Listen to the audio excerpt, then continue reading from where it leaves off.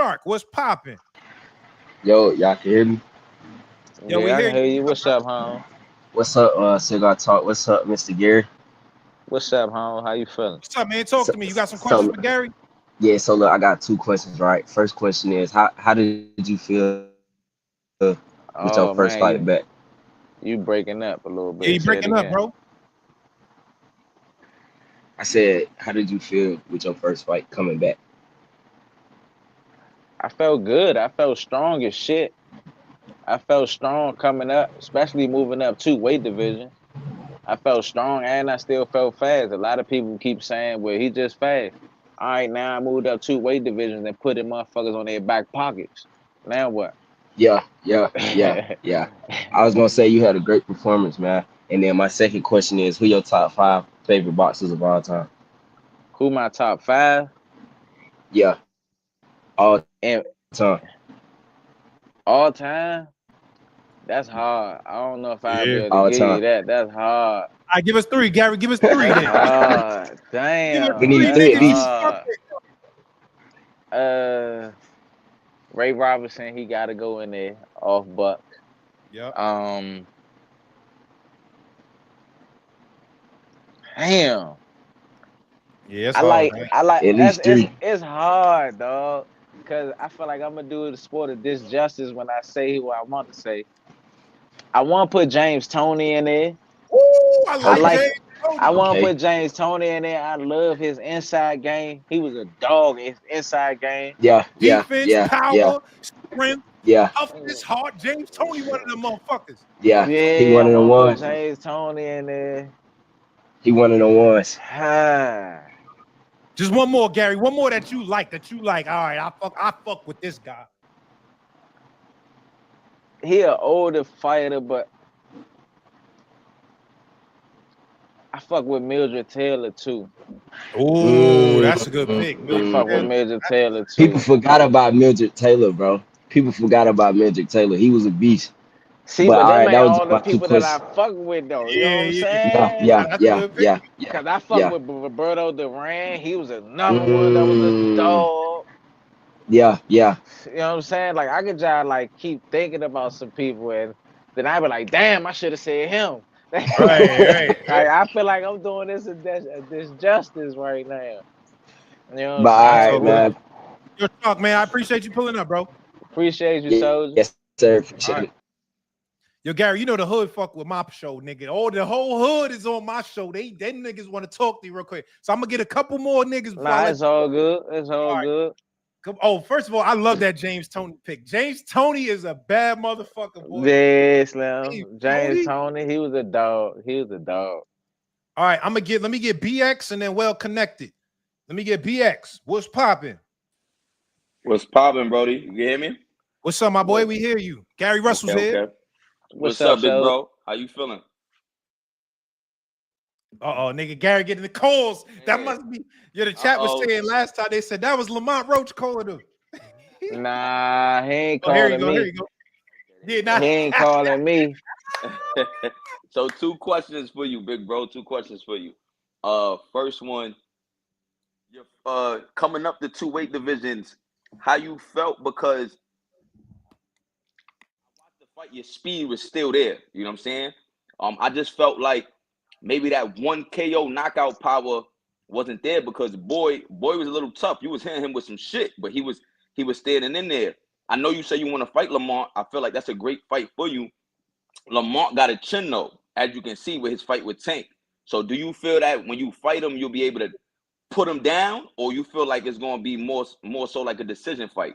You know what I'm saying? Because you coming up that much weight. Like you still had your strength, but I just think I ain't see like a one KO knockout power. Like I see your power, I just ain't see it like a you catch a nigga one time and he gonna sit. You know what I'm saying? But your I don't punches see come in that. I don't flurries. see that from Lamont either. Yeah, nah, I don't see. Hey, Mm. I You don't see see it it from him more. either. You I don't seen see it it from more. him either. You see it more from me. To be honest with you, I'm gonna fuck Lamont up if he take this fight. I want to see it though. I want to see it. I ain't gonna lie. I want to I'm gonna see it. fuck Lamont up if he take this fight. I want to. I hope. I hope it's not a if he And take it. I then, hope y'all and got to do then, it for the city. Y'all got to do it. and then, well, I need the platforms like My man right We here. gonna call You know him what out. I'm saying? We gonna hit him on Twitter, on Uh, Instagram, and tell him anybody and that spam him. see him, on any social media networks, let him know. Do the shit for the area. Of course, we gonna spam To be him. honest with you, I see me stopping Lamont. Oh, yo, cigar talk. You heard it here first. You heard? He said he gonna stop him. Okay. I got to tune in. Hold on, let me say this. Cigar talk. I just sent the kite to Lamont. I told Lamont, come up here real quick. So if Lamont pull up, nigga, That's I gonna just be sent the tough. kite out now. But Tough. Gary said he seen. What's second question? Last question. Go ahead. Your brother, phenomenal. Talk to him, man. He gonna unify. Oh, we can't hear you. We can't hear you. It's cutting out. You can hear me now? You can hear me? Yeah, go ahead. I say your brother, he's phenomenal. You gonna talk to him about unifying or That's becoming what undisputed? That's what What's he up? wants. That's what he wants. You know, he wants to become undisputed. He wants all the titles in his weight division. They're trying to get him to fight against his mandatory right now, but we also trying to see if we can get a unification. You know, unification, champion challenging champion with Trump a mandatory challenger. So Yeah, I feel like that's the beauty of boxing, man. People gotta do it, man. And before it's too late. You know what I'm saying? But a lot of these champions, they got to be willing to take the fight, man. These dudes be acting scared. They rather take an easier fight than to take a tougher fight. Okay. They really don't want to see. They really don't want to see who's the best. Salute, soldier. Yeah, Yo, BX, salute, big bro. Cigar, salute. You know the vibes. I'm here. Thank you, bro. All right, let me get well connected up here. Well connected. What's popping? What's up, man? I got two questions for Mr. Gary Russell. Let me know. What's up? One, I want Mr. Gary Russell to tell us a Olympic story, man. I want him to tell us that story with Man, with can't- Wilder. I can't tell y'all. Hold up, Gary. Incriminating stories, man. Hold up, Gary. You got a Wilder story? A Deontay Wilder? Man, listen, man. Give us a Deontay Wilder story. Come on, Gary. You know the streets fuck with this podcast, nigga. This cigar talk. We need that, nigga. We need that. We need that, nigga. We need that. This cigar talk, baby. Can we get that story, man? Hey, look, you's a wild boy for this one, my boy. The fast one here. It's spice it up, All man. right. I'm gonna keep it real. I'm gonna give y'all this, man. Look, you's a wild nigga, bro. You's a wild nigga, bro. So when we in Olympic Olympic Village, of course, mind you, we gotta live out there for like a year before the Olympics and all that. Hold on, in China? In China? No. In Colorado. Okay. Oh, Denver. Yeah. Yep. In the Olympic Village. So, well, I'm sorry, I said the Olympic Village at the Sports and Learning Center. Yeah.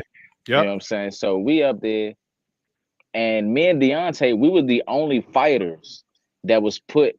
Now it's like a big ass college campus. You know what I'm saying? Like apartment buildings and everything.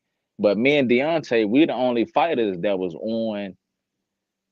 on the same floor. We was on the second floor. We the only ones on the same floor. If I look out my peephole, I'm looking at his peephole. Right. You know what I'm saying? So we got people all in between us. We got the gym, we got some of the gymnasts, we got the volleyball players, we got, you know what I'm saying? So right. I ain't gonna lie, man. I was one of the dudes that always had the juice when it came to the ladies. Oh, okay. Whenever I had a friend, you know what I'm saying, I'm trying to bring her over to my little spot. Yeah. She don't, you know what I'm saying, I knock on Deontay's door. His door right across the hall from mine. So I knock on his door. Now, mind you, this shit is like college, you know what I'm saying? We don't move like this no more. Yeah, for sure. We talking 10 years ago. Everybody years ago. Yeah. Man, this is longer than that. Yeah. You know what I'm saying? So I would knock on his door, and if my company had her friend with her, I knock on his door. Oh, it don't even be that. It just be like, hey, Deontay, could she post up in your room real quick? I'm about to chill with her.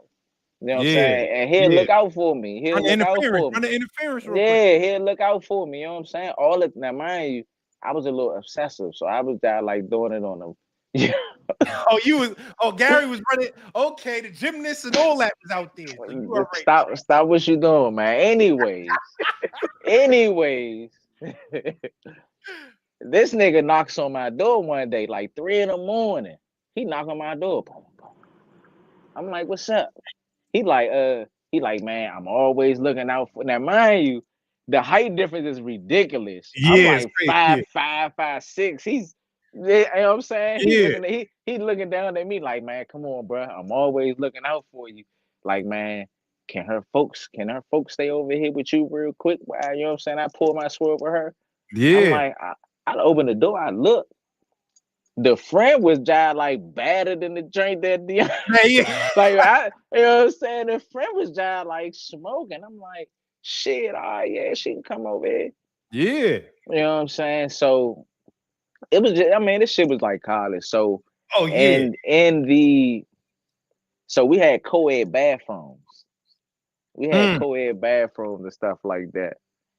And of course, they have all type of condoms everywhere throughout that joint. I'm gonna let everybody know, the number one sold product at the Olympic Village is condoms. Don't let nobody tell you any different.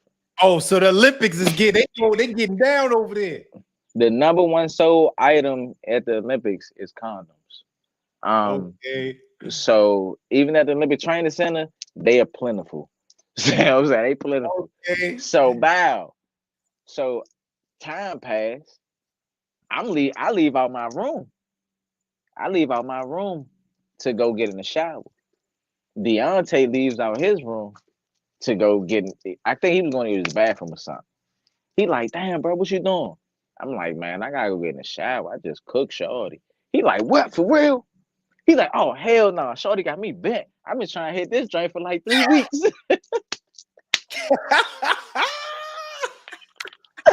Hey, yeah. He said, "Oh nah, I've been trying to hit Shorty for like 3 weeks." Right? Like, oh heck, you know what I'm saying? Deontay, I apologize, man, if I did say anything incriminating to you, my boy. Nah. That was it's some old throwback shit. Gary, statute of limitations, nigga. Yeah. Yo, I ain't gonna lie, that's funny as hell though. Like, I love real niggas being real niggas though. This is good energy, like, you know what I'm saying? Giving the people a little bit to know what's going on out there. So that was fire. I appreciate that, man. I appreciate that story for sure. He walked to the he walked into the bathroom with me. He like, damn, man, you made me forget I had to piss real quick. Right, like, nigga, what? Hold up, you hit the guy. Yeah, okay. Yeah. Oh, y'all having fun in the Olympics. I need to go. We had some fun, man. Okay, that's what's up, man. You're well connected. I appreciate you, my good brother.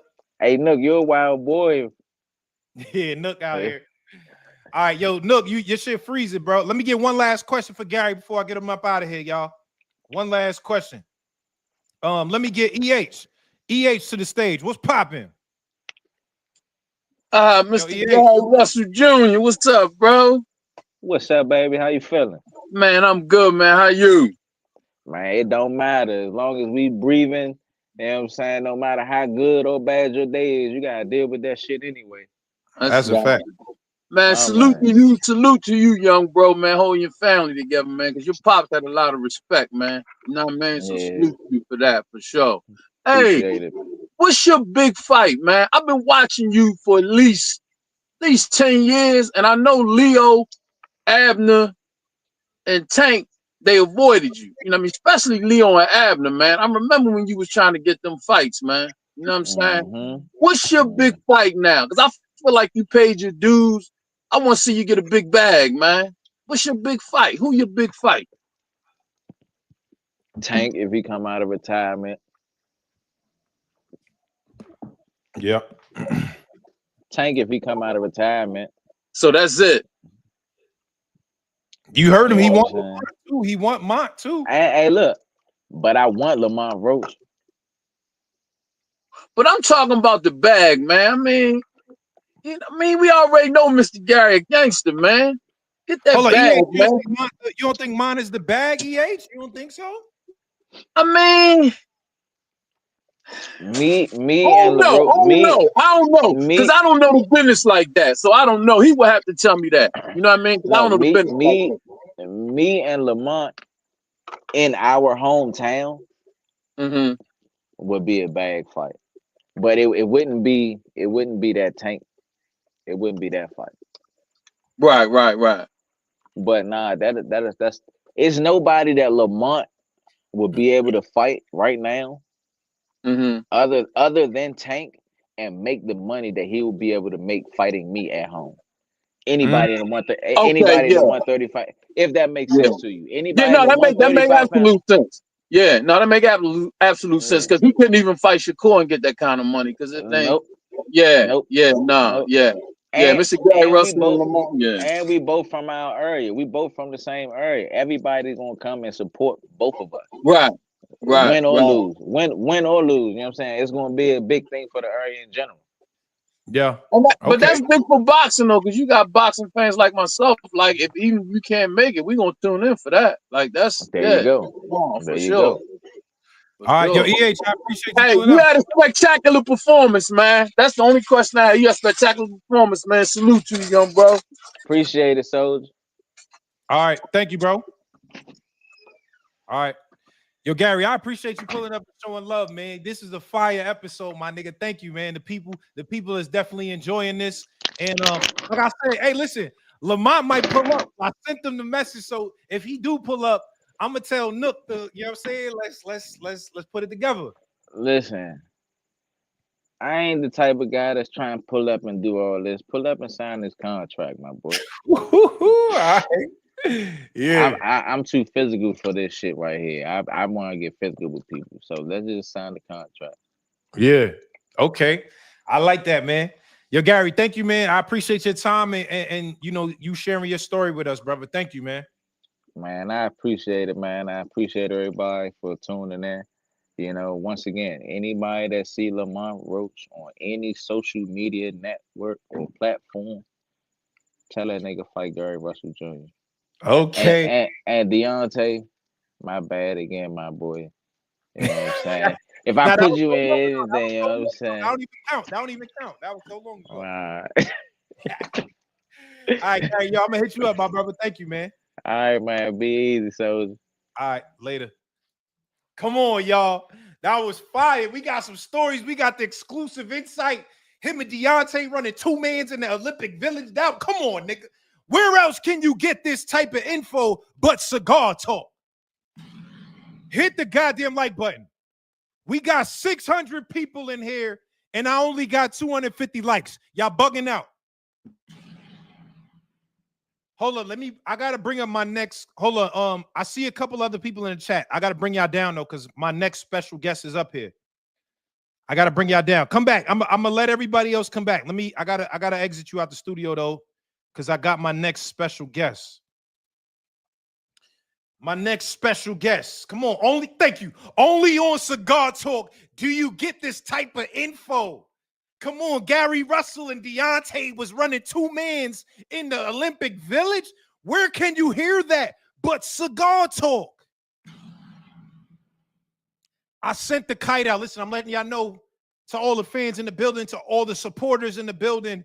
I sent the kite out right now to Lamont Roach, and if he responds, we gonna get it going up. But now, hold up. All right, hold up. I appreciate y'all, but we got to switch gears because I'm bringing up another guest. Y'all know how this go. This is Cigar Talk. You never know who's going to come up here.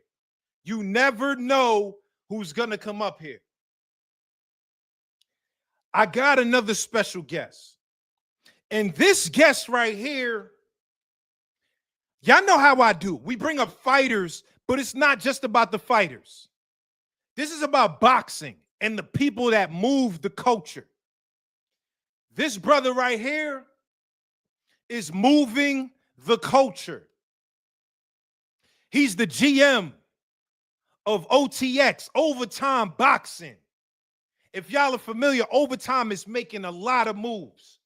They just had the fight on DAZN the other day. I think it was about 2 weeks ago. Elijah Pierce, O'Shea Jones, and a lot of other dope fights. Thank you. Y'all see it. Elijah Pierce. There's a lot of y'all know OTX in here. Come on, y'all. Y'all know it. Y'all know OTX. And this brother right here is the GM of OTX. He's the one running shit. I gotta talk to the bosses, man.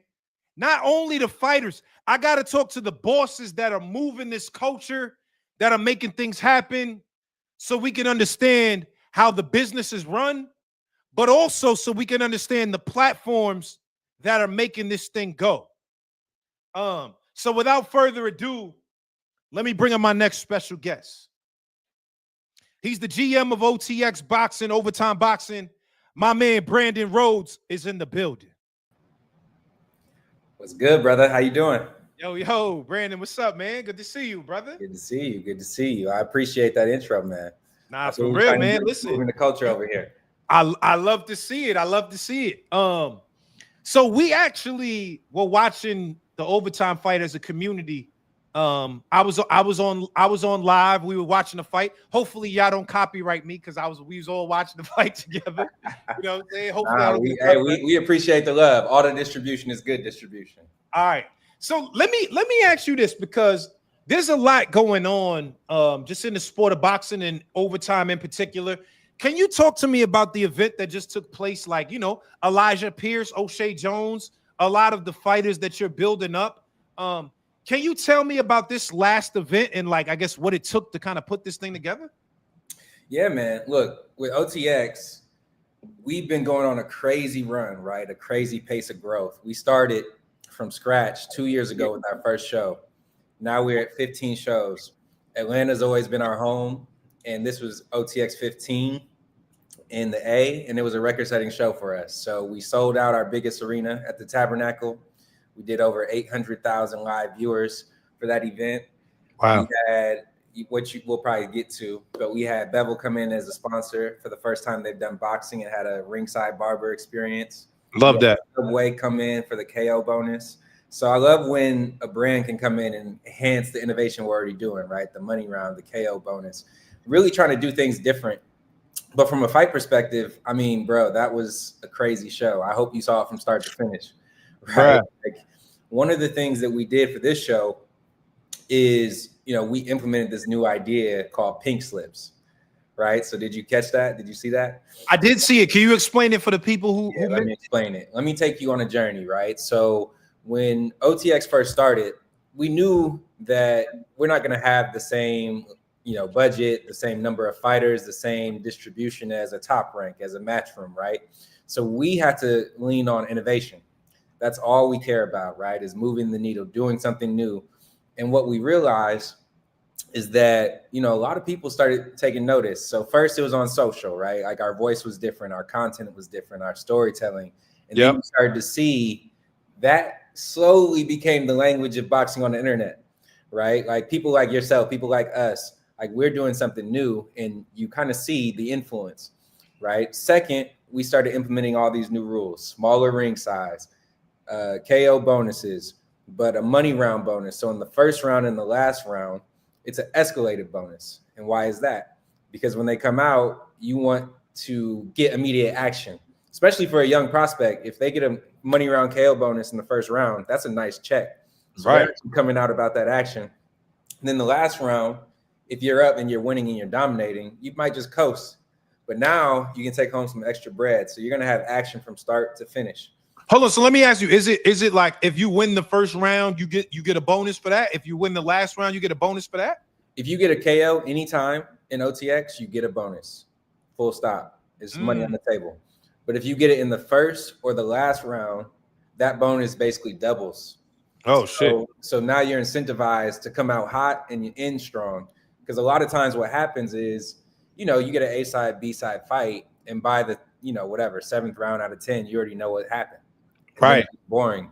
But now if you're that fighter and you say, hey, I might be able to double up my purse.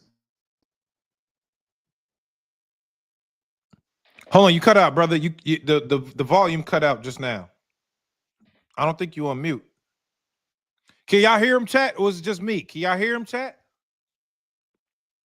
Chat, let me know. First of all, hit the like button. We got 500 people in here with 250 likes. Y'all bugging out. Hit the goddamn like button, bro. Hold up. Let me see. Chat, can y'all hear him? Nah, they saying, yo, they can't hear you. Yeah, maybe come out and come back in. Oh, Okay. wait, here we go. Good. Here we go. Yeah. Okay, yeah. So I was just saying we want to incentivize action from the beginning of the fight to the end of the fight. So that's why we created these new rules. And then obviously we have the overtime round. So there's no draws in OTX, which is just I love that. Bro, like it's every time it's happened, it's been special. Like the arena's gone crazy, the clips go viral. But I think the most special thing for me was I was able to sit down and have a post-fight celebration with Ronnie Shields and his team when Cats won our tournament. And he told me, as an OG in the game, giving me legendary stories of Sweet Pea and all these things, that he loves the overtime round because it allows him to train his fighters differently. Able to push them to do an extra round, push them to do an extra rep, do an extra sprint. And I was like, damn, like our ideas are really impacting not only the culture of boxing, but the training and like changing the way that a legend can do his business. So that was special. So long story short, going back to pink slips, we started seeing all these things in boxing, like, oh, we're going to shrink the ring as the rounds go on. We're going to add in these bonuses and things. And I was like, okay, so we've been doing this for 2 years, but we got to keep going. We got to keep doing it. So pink slips is a concept where we have 2 unsigned fighters.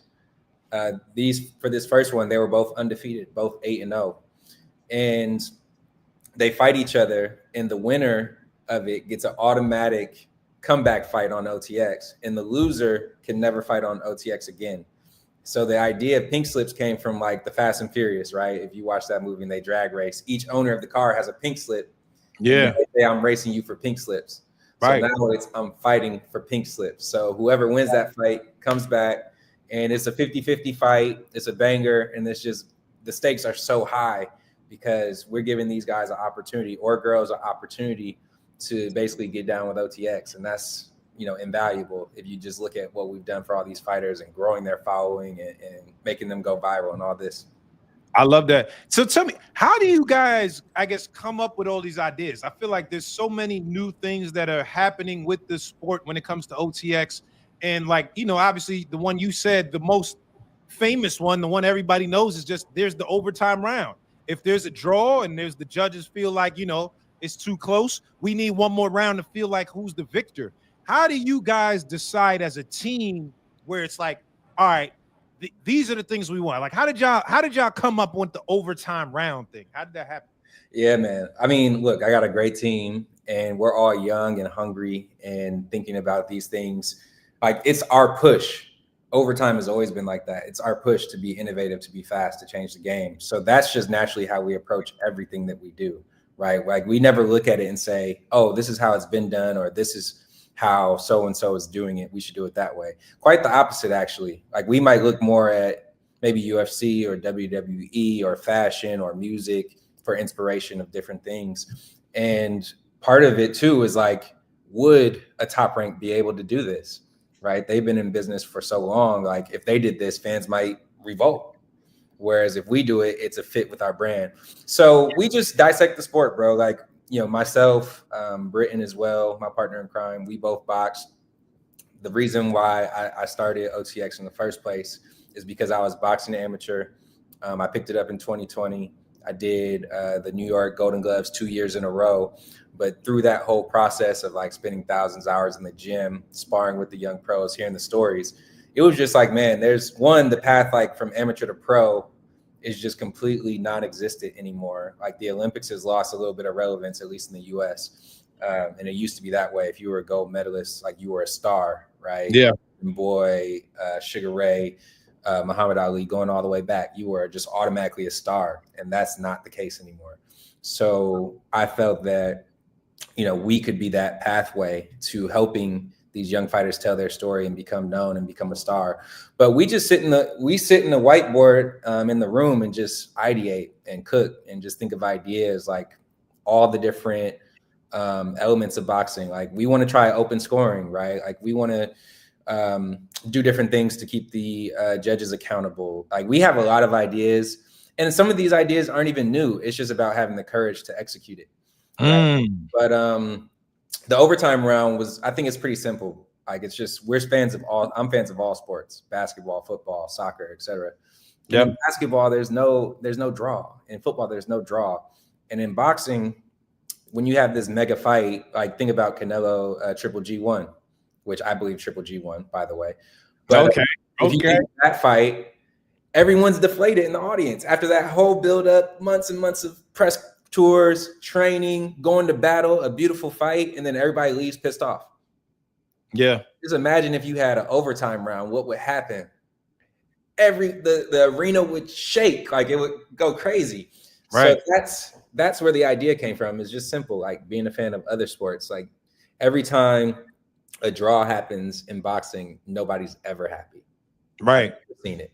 Not we watched all of that for this. Yeah. I mean, look at Lamont and Tank, right? Like you were there. I wasn't at that fight, but you know, people are. I wasn't at that fight either. Actually, I got banned because Tank and I had a little discrepancy. But right. Yeah, hold on. But let me ask you this, because a lot of the fans, you know, of boxing, you know, they want to get into the business of boxing. They try to understand the business. A lot of people don't know shit about boxing. Word to Roger Mayweather. And you're one of the guys that are leading the charge in terms of the business of boxing. A lot of the things that we hear is like boxing's such a shady business, and it's like it's really difficult, and it's a lot of shady characters.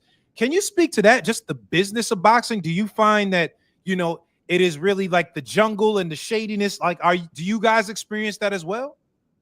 I think the closest example to boxing is music.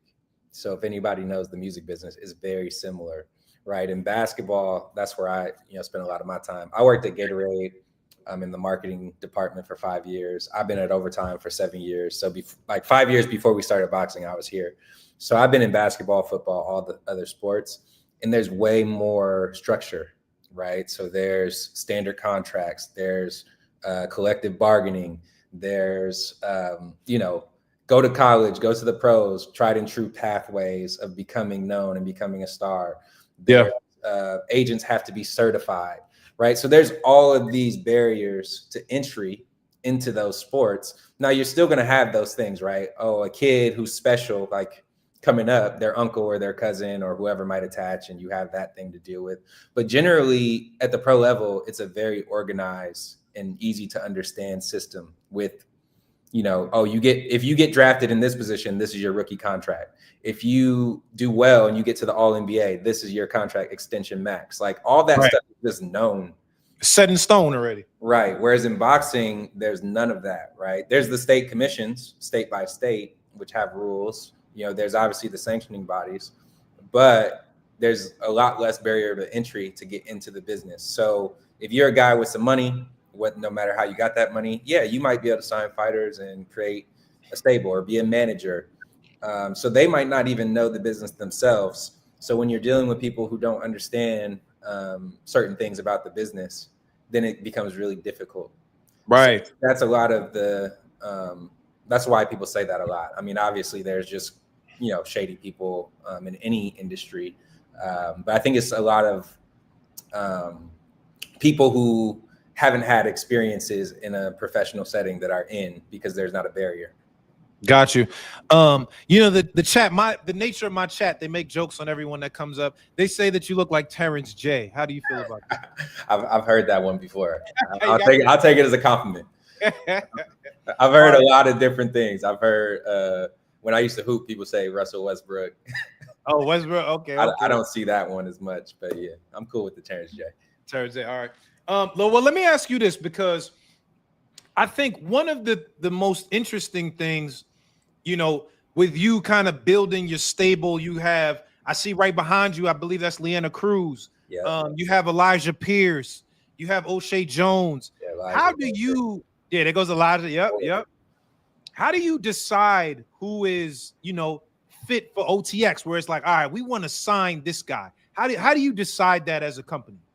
Yeah, it's a complex system, but in the beginning, when we first started, we did 4 shows in 1 month in Atlanta.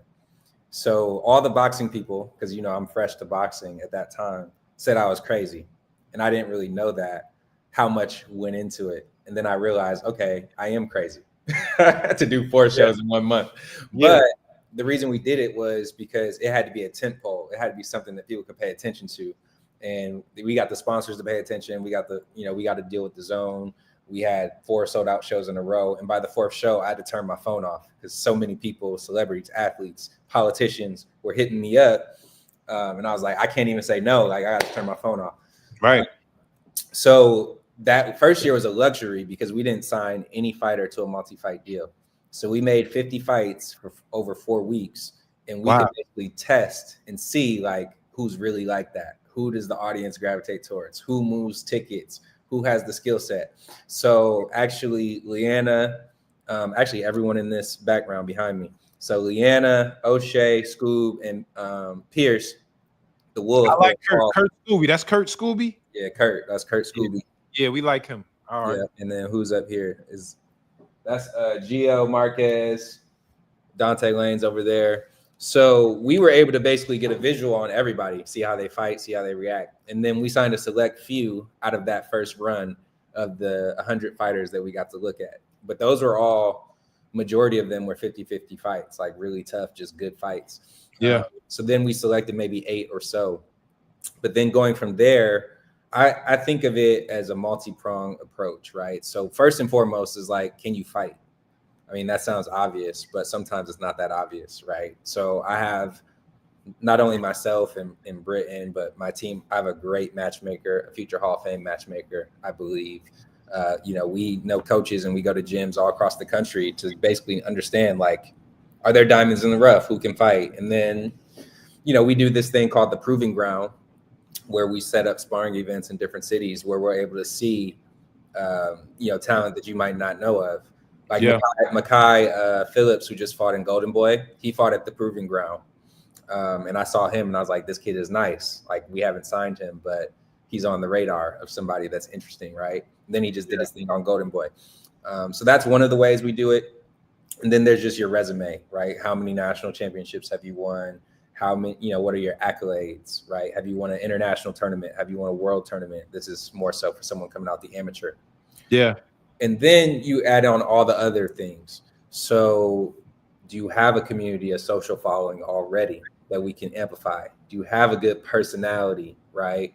Do you understand and lean into the promotion that we want to do? Because not every fighter wants to do that, right? Not every fighter wants to be on camera. Not everyone wants somebody in camp with them filming and doing social clips and doing funny stuff. Yeah. So that's a weed out. And then how professional are you and your team, right? Are you going to show up on time? Are you going to make the weight? Like, these are things that get overlooked. I mean, we've seen it countless times where a show gets blown up because the main event or a fighter doesn't make the weight. So all those things go into the pot, and we stir that up and we cook up and we have a conversation. But we're very selective about the fighters we sign because there's only so many slots on a card, and every fighter, we have to believe, not only can be a world champion, but can be a star in the sport. Absolutely. They're asking what the X means in OTX. It's just basically a shorthand for overtime boxing. There's an X in boxing. It sounds cool. We have a hand sign, the X, and then we're workshopping a little handshake. So, everything that we do is infused with something cultural, something that people can latch onto. So anytime you see a picture of me on Instagram, you're probably going to see me with a fighter throwing up the X. Okay. That's very intentional because over time when we started, we did the O. So then we're like, okay, we need our own thing for OTX, the X. So when I pull up to, I train at Gleason's down here in Dumbo, but any gym I pull up to in the world, they basically, when I roll in with my overtime shorts, they'll be like, oh, OTX in the building, what's up? So it's just another thing that we like to do. I love that. Come on, y'all stupid. Wakanda forever. Y'all so stupid. No, Wakanda is this. Yeah, is this. I don't know, man. Y'all so my chat is crazy, man. They just joke all. That's all they do. Hey, I appreciate that. Allow me to clarify. Let me ask you this, because this is an important topic that we were all talking about prior to you coming on and Gary coming on as well. The Ali Act. The Muhammad Ali Act is something in boxing that's been put in place to protect, I guess, the fighters from promoters and just shady practices in general. And now what we're seeing in Congress specifically, we're seeing that there may be repeals to the Ali Act. How does that, I guess, affect your business and what you're doing? You know, the Ali Act being repealed. Do you also feel like, is that a good thing or is that a bad thing? From what I understand of it is that they're not going to repeal the whole thing. They're going to make specific amendments for specific types of organizations.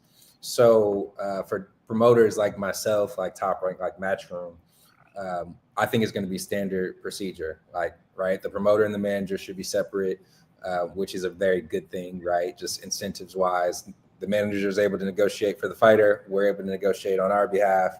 It's a good symbiotic relationship. There's going to be tension sometimes, but that's healthy, right? Yep. Fighter wants this pay. We think this is the right pay. We figure out the right pay, you know, with each other.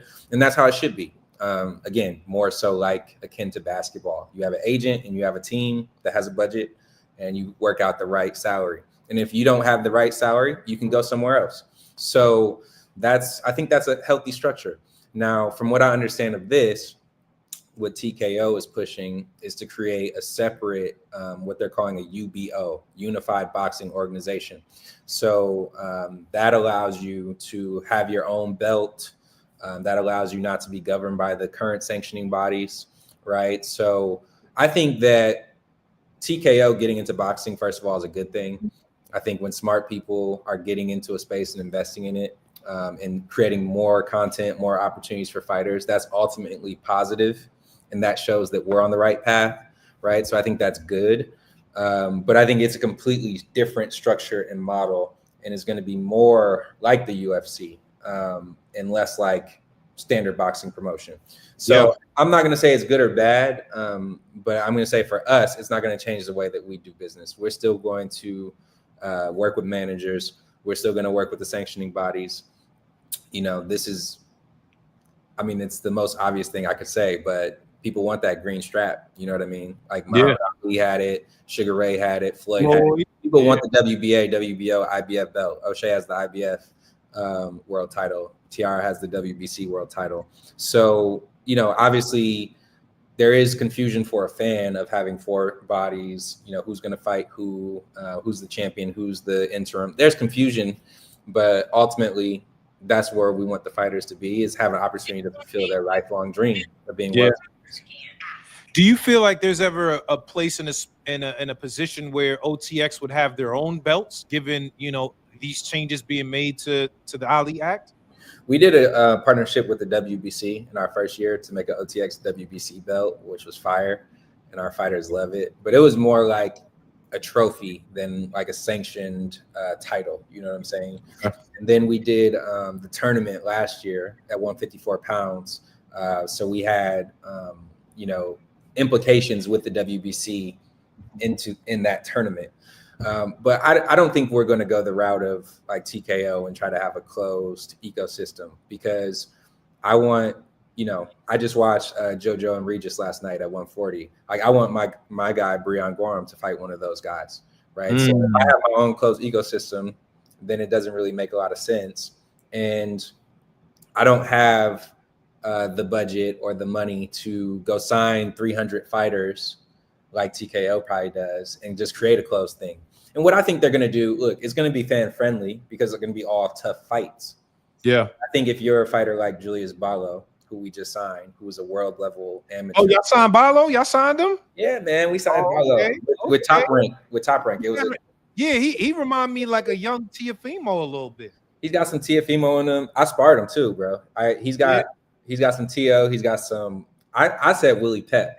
So I might be tripping, but I feel like his speed, his footwork, his movement is just so crazy.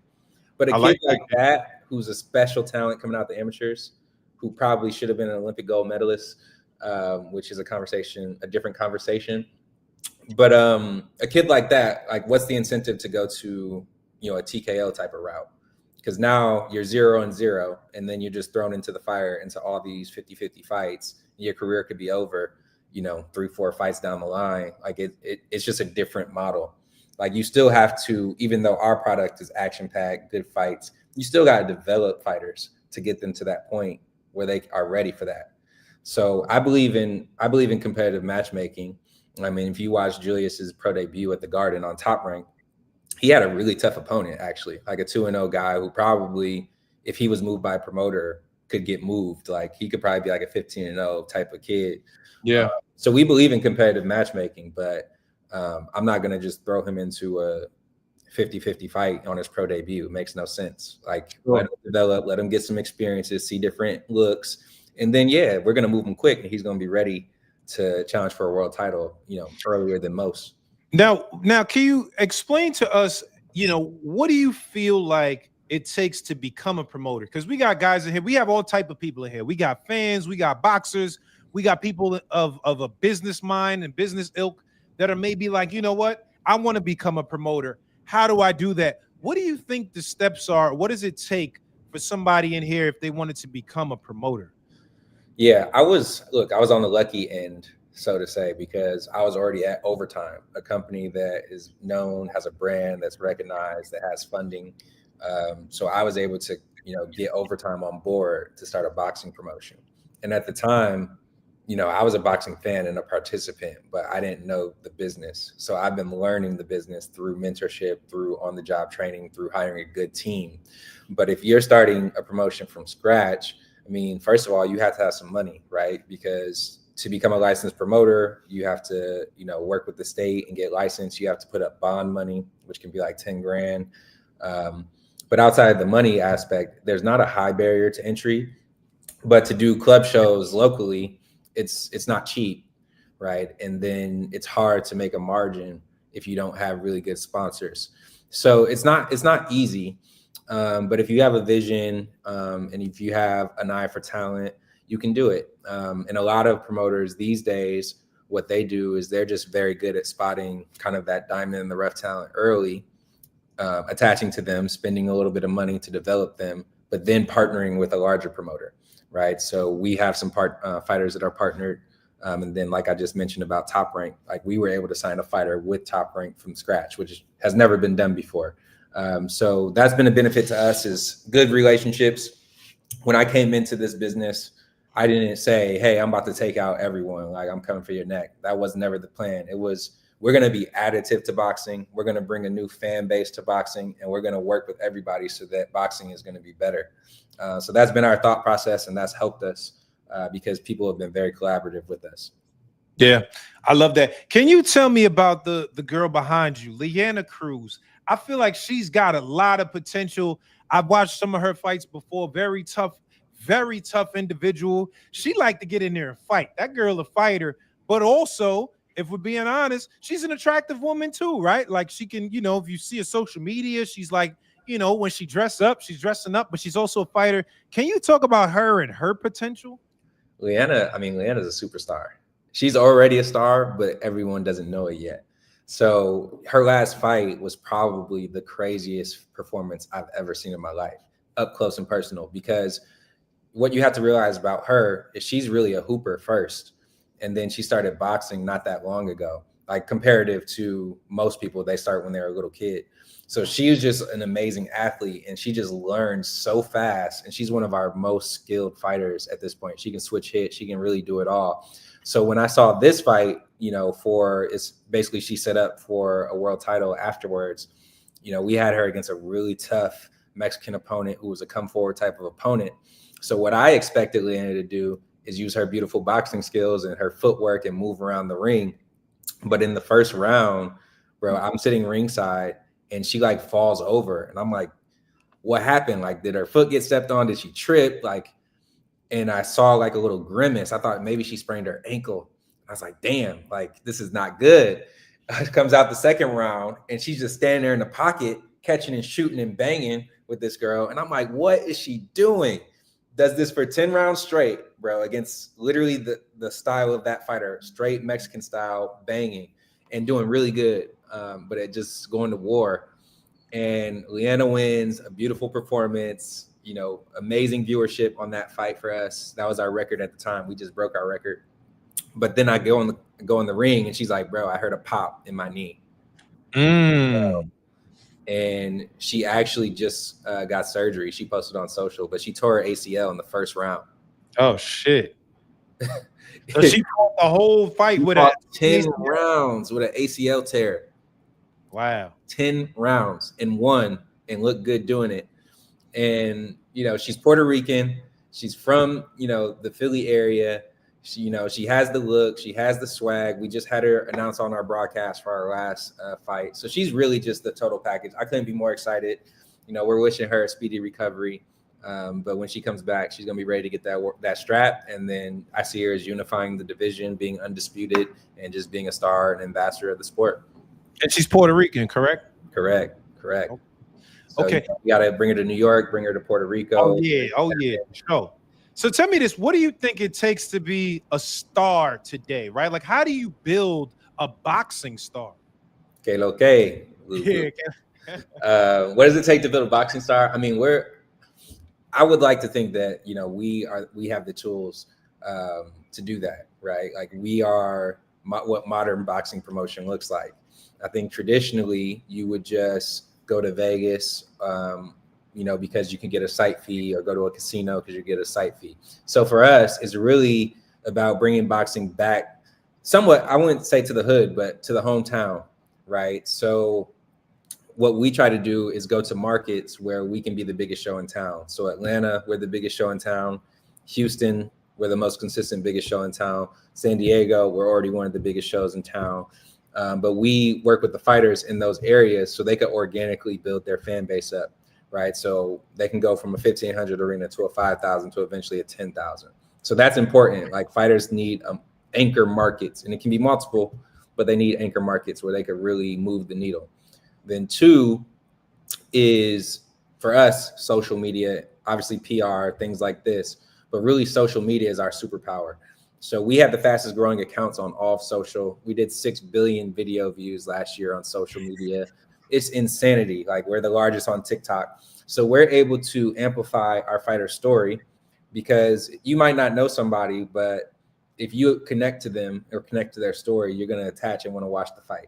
Yeah. And there's different fighters have different personalities, so you got to tap in. So Elijah Pierce, he's brash, he's cocky, he'll talk shit, he'll pull up on you. He had some good work with Tank. So he has a lot of different, we know that story. Everybody knows that story now. So him, and then he's been in camp with Frank Martin and Kid Austin. So like he has a lot of elements, and you just take his personality and amplify his personality, right? Whereas Scooby, he played football. He's a special athlete. He's explosive. He's going to try to knock your head off, and he's a little maniacal. So you'll see him like posting the Joker or things like that. So we lean into that. And with O'Shea, she's going to come out with the best ring walk. She's going to dance in the ring. She's going to look swaggy, right? She's dating Khalil Cove. So we just tap into the personality of all the fighters and amplify it and make it known. And of course, you got to be impressive in the fight, right? So I think the thing, if I'm looking at the Wolf behind me, he's always going to be exciting. Like fans know that, right? Like sometimes he might come. Last fight he came out. He got dropped. He got dropped in the first round. Gave me a heart attack. But the man got up, fought his ass off, and got a highlight K of the year type of knockout, right? Yeah. So Elijah's always going to be exciting. All of our fighters are exciting. And I'll give you one other example. Andreas Katsarakis. He's Greek. We think he can be one of the few like Greek world champions in history. But he went through the OTX tournament, which was a gauntlet, and ended up beating Brandon Adams in the final.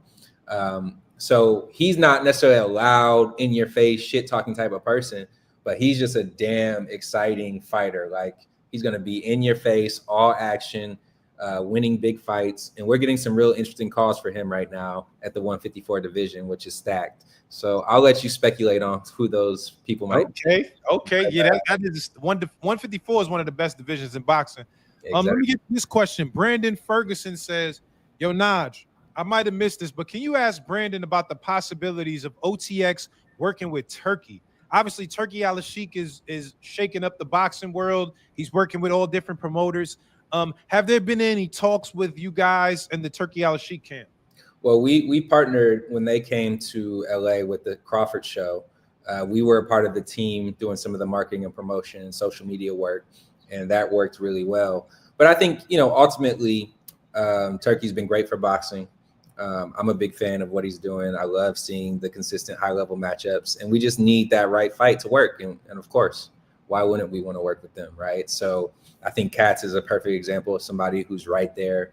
Elijah's right there, to fight someone like a Nick Ball who's been on Turkey's cards. So, I think ultimately what I like about Turkey is he's a real boxing fan, right? His favorite fighters, Roberto Duran and Larry Holmes, like your favorite fighters' favorite fighters. So he loves boxing. So if you have a fighter that makes sense for him or makes sense for a matchup that he wants to make, he's going to work with you. So we just have to, nail that, and then we'll be in the mix. Okay. Let me ask you this, man. I just got a couple more questions before we get up out of here. But OTX, I feel like, again, you guys are making your own mark. It seems like you're in a league of your own. You guys are doing things that no one else is doing. Where do you see it going? Like, where's the ceiling? Where's the goalpost? Where's the place that you all are like, this is where we're going as a promotion and where we're going to end up? Yeah, look, we want to just continue to maintain our spot, which in my mind is the most innovative promotion in boxing. So if we keep doing that and we keep developing fighters and finding young talent, there's no ceiling to where we can go. But I'm the type of person that looks more at the inputs versus the outcome. So if my team and myself, we keep working hard every day, we keep coming up with new ideas, we have the courage, like I said, to try things. Some people might have thought Pink Slips was corny, and I've seen backlash online. Some people might be like, why is the promoter getting a fade ringside? I'm like, because it's dope to us. So as long as we keep doing things that are brave and keep pushing the boundaries, I don't think there's really a limit to where we can go. But I'm not going to sit here and say, look, we're going to be the only promoter in boxing and we're going to take over the whole thing. That's not really what I'm looking at. I'm just looking to be successful with OTX, continue to make an imprint and build a brand. I think brand is really the right word. Like, build a brand that this young audience can gravitate to, latch onto, and come back into boxing as real boxing fans. Yeah, for sure. Now let me ask you this. I'm not trying to get all in your pockets or whatever, but the fans also want to know, like, how much bread are we making? Are we making the bag? Is this, if I become a promoter, I can make the bag? Would you guys say that this is a profitable business for you all thus far? It's a really lucrative business in boxing promotion. But just like any other business, you could soar to the top and make a lot of money, or you could lose money. So we're doing really well. We're fortunate to be on a good path. But, don't get into a club boxing promotion thinking you're going to make $1 million in your first year. You know what I'm saying? So, if you find the right fighter, though, again, there's plenty of examples in history where a small promoter who was local just found that one fighter. That fighter the way the business can work is, if you get that fighter an opportunity, let's say you get them $1 million opportunity, the standard fee for a promoter is 20%. So if you can get, those fighters in position, you can definitely make a good amount of money. Now the chat is saying you look like you're getting to the bag. That's what they're saying in the chat. I appreciate that, Joe. Thank you. All right. Last but not least, when you're looking at the future stars, and it might not necessarily be an OTX person, but just somebody that you are looking at as boxers that you feel like, man, these guys are doing it right, and I like what this person's doing. Who comes to mind? Look, there's all the people in OTX, of course. So I'll go outside of OTX with a few examples just to be non-biased. So a couple fighters that I like that are kind of on the younger end. I just saw Emiliano Vargas fight. I think all the ingredients, man. First of all, he's Mexican. He's good looking. Pause. He got the power. He's doing. I think Emiliano Vargas got this sauce, man. Yeah, he has this star ingredient. He has the legacy, right? He's kind of like, if you were creating a player, that's a player you would create. You know what I mean? So he's got a lot.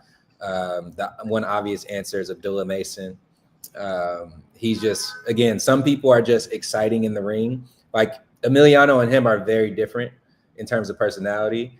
Yeah, Abdullah is just exciting as hell. And in the last fight, not the one in Norfolk, but the one before, where he got dropped. He dropped the guy, and he got dropped again. That was crazy. Crazy. You know what I mean? So I think Abdullah, I want to see him open up more, tell a little bit more of his story. But I love him from an in-ring, and just like his family, they're great people. And then one more would be Kermel Moten. I mean, he's just got all the skill set. He's exciting. He came up through the Mayweather camp, so that, people have been watching him since he was probably 10 years old. And he's hopefully can live up to that hype that he's had the whole time. But he's Yeah. a very exciting fighter. Yeah. Okay. All right. Yo, listen, man, Brandon, I appreciate you pulling up, good brother. This was a super dope episode and very informative for our fans and our listeners here. Lastly, I guess just OTX. What do you want people to think about it and the view? Like, what do y'all as a company? Just how do y'all want people to see OTX? Well, I just want y'all to watch. So follow us at Overtime Boxing on all platforms. Tune into our shows. Buy a ticket. Pull up. See the experience. But bro, like, I think when you build a brand, people are ultimately going to determine what that brand is. So all you can do is put out your best foot forward. And some of the things that I've heard is this is the best fight experience that I've ever had live, right? People who have been to a million boxing events, people who have been to UFC, WWE, all the things say this is a special in-venue experience. We do things different. So that's one. Two, we innovate on the rules and change the game while still having respect for the sport. And I think that's important because we love boxing ourselves. And three, bringing a new audience into the sport, audience that was maybe strictly UFC or just kind of didn't pay attention. So I would say those three things. And when I put all those things in a pot, I think of the most innovative promotion in boxing. Okay. Well, listen, man, we're definitely looking forward to continue to watch and support. Like I said, we watched as a community the last fight, and a lot of people enjoyed that, man. And especially, what was the other guy from Philly that Bozy was training? I forgot his name. Haven Brady. Oh, Brady, that fight right there, that was a great fight. Brady versus the other dude. I forgot his name. Michael Harris. Great fight right there. Yeah, let me just say something about that real quick because I can't leave without talking about that fight. Haven put on a 10-round masterclass, and he's a great fighter, technically sound. He's been in the gym with Bozy for years now, sparring with Andy, sparring with Boots, sparring with Cool Boy. And this was a fight where it was two Atlanta-based fighters. Haven's from Albany, Georgia, who were talking a lot of shit going into that fight. Michael, he had Trinidad James walk him out. He's been in Creed. He the dude, he's a power puncher. Like if you look at his sparring clips, he's knocking people out in the gym. So we were like, man, Haven's our guy, and this is going to be a tough fight, like different styles. And Haven just put on a 10-round belt to ass masterclass. Absolutely. He was over there looking at us, me and Britton, during the fight, being like, "It's fun time. You see what I'm doing?" He was going crazy. He was doing the boots. He did the Matrix slow motion. He was the turnaround. He did the spin around. He was doing the I was like, nah, he's bugging out right now. He's wilding right now. He went crazy. Okay. So Haven's a special fighter, man. He went crazy. Absolutely. Well, listen, Brandon, I appreciate you pulling up, good brother. Thank you for sharing your story with us. And we look forward to having you and your fighters in the future. Actually, we gotta get Leanna Cruz on the show as well. Let's do it. Anytime you want. Okay. Well, I appreciate you pulling up, good brother. Thank you, man. All right, y'all. Appreciate it. Thanks for having me. All right. Later. Come on, y'all. Come on, man. We had some dope episode. Mr. Gary Russell. My man, Brandon Rhodes, the head of OTX. Come on, man. We're bringing the best interviews in boxing. All right. Now, last but not least, thank you, bro. I'm feeding the culture, man. Jigga, what's popping? I'm trying to figure. Nah, Devin, you about to make me block you, nigga. My bomb sound like an air freshener. Devin, you're about to get timed out, nigga. Relax. Don't talk about my bomb. I'm sensitive about my shit. All right. Now, before we go today, I just want to bring up a few more people to talk to me. Let's talk about, if you liked any of the interviews, talk about that.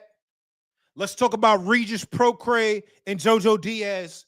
It's CDL time, in my opinion. But if you have anything to say about those guys, pull up to the panel. If you have anything to say about Oscar Duarte and Kenny Sims, please pull up to the panel. I think this was a great episode today. We had a lot to say today. You know what I'm saying? Gary Russell was talking that talk. I sent Lamont a DM. He ain't respond though, but let me see. Hold on. Let me check my DMs. Let me see if this nigga responded. Nah, he ain't respond. But I sent my a DM and I said, nigga, Gary here talking spicy. Come up here and let's hear y'all both out. Let's hear y'all both out. I want to hear both of y'all. So he didn't get up here, but I would like to see that fight. So last but not least, before I get up out of here, man. Oh yeah, CDL Mannix. Yeah, Mannix got to get his CDL from scoring. I appreciate Mannix as a commentator, but as a scorecard, CDL.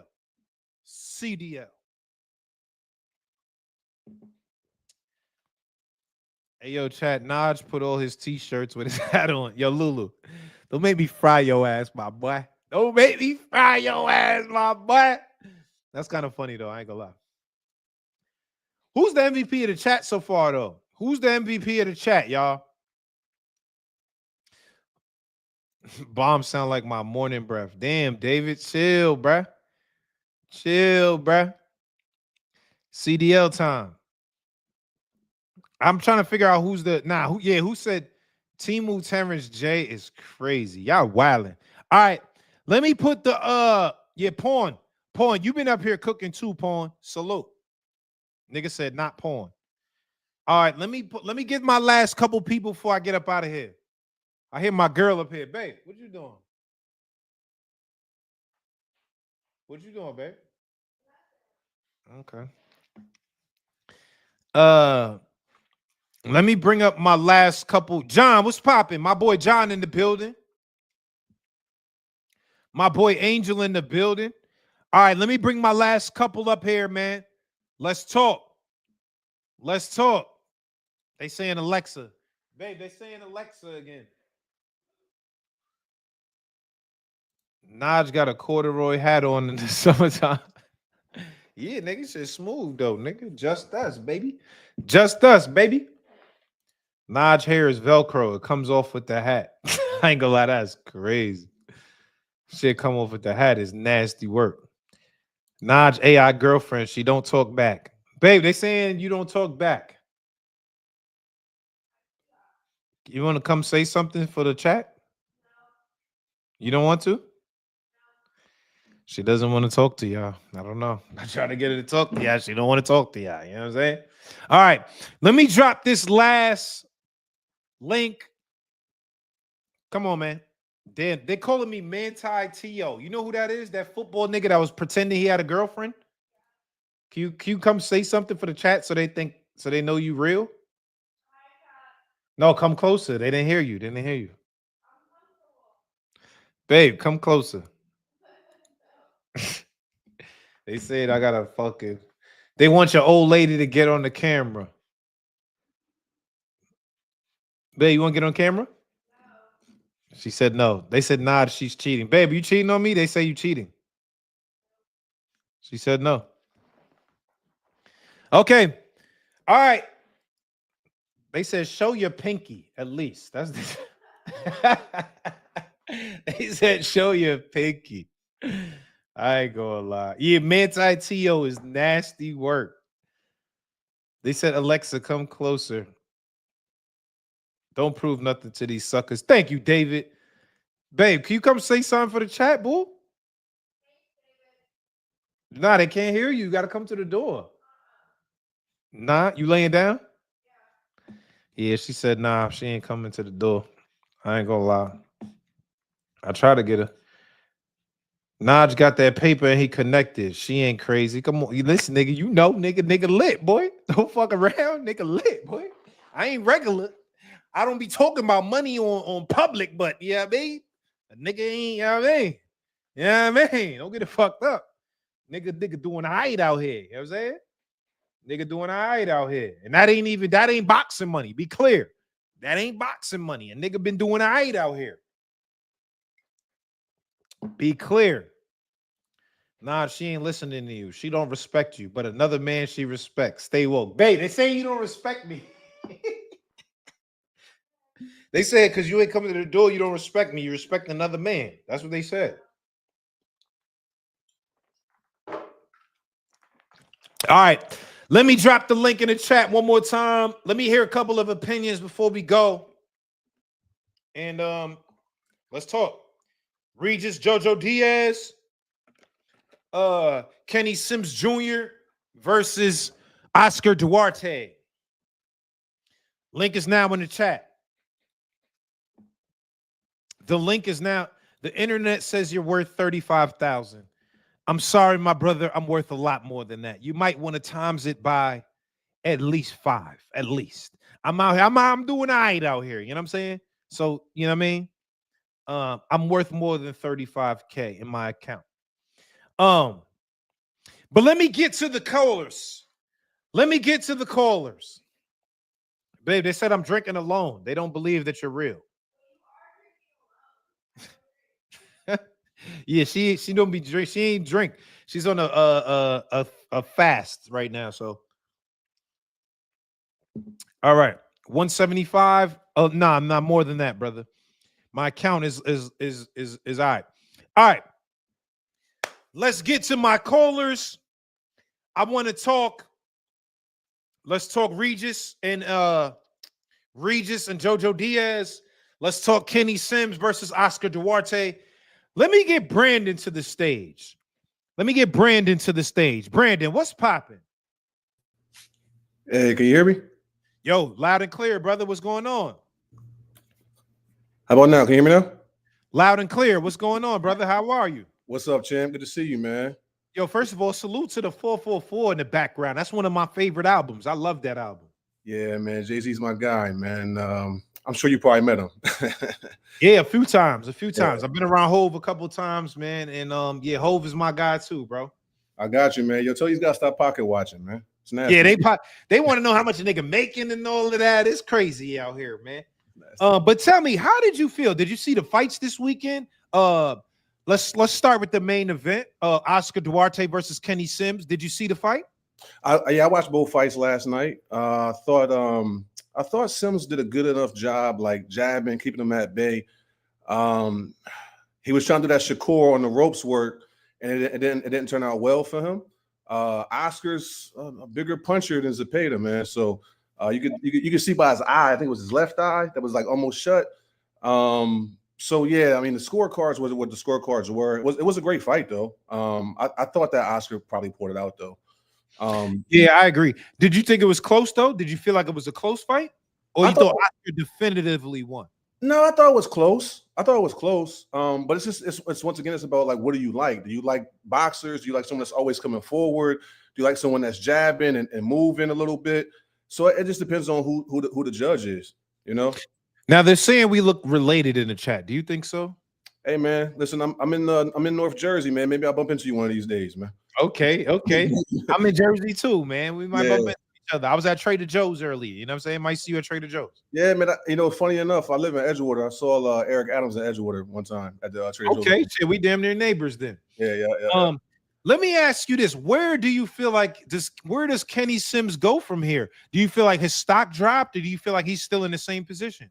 No, I think he's still good. I just think that like Oscar is a better fighter than we think he is, you know. And I think there's just some fighters that people don't fight because they know more than what we know, you know. Yep. And I think I can't remember where I saw it online, but somebody was saying how like that fight has aged well, whereas others resumes have not aged as well.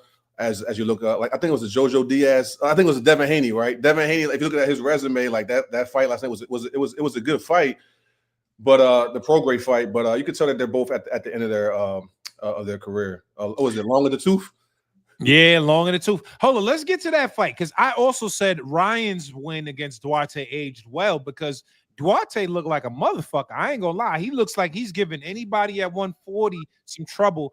But how did you feel about the Regis Prograis Jojo Diaz fight? After that headbutt and he had all that blood all over the place, not as bad as Tim Tszyu when he fought Fundora, but I thought he was going to be able to get him out of there. And for the fact that he didn't get him out of there, I thought that 98, 92, I don't know what's going on with that because the fight was definitely closer than that. Yeah.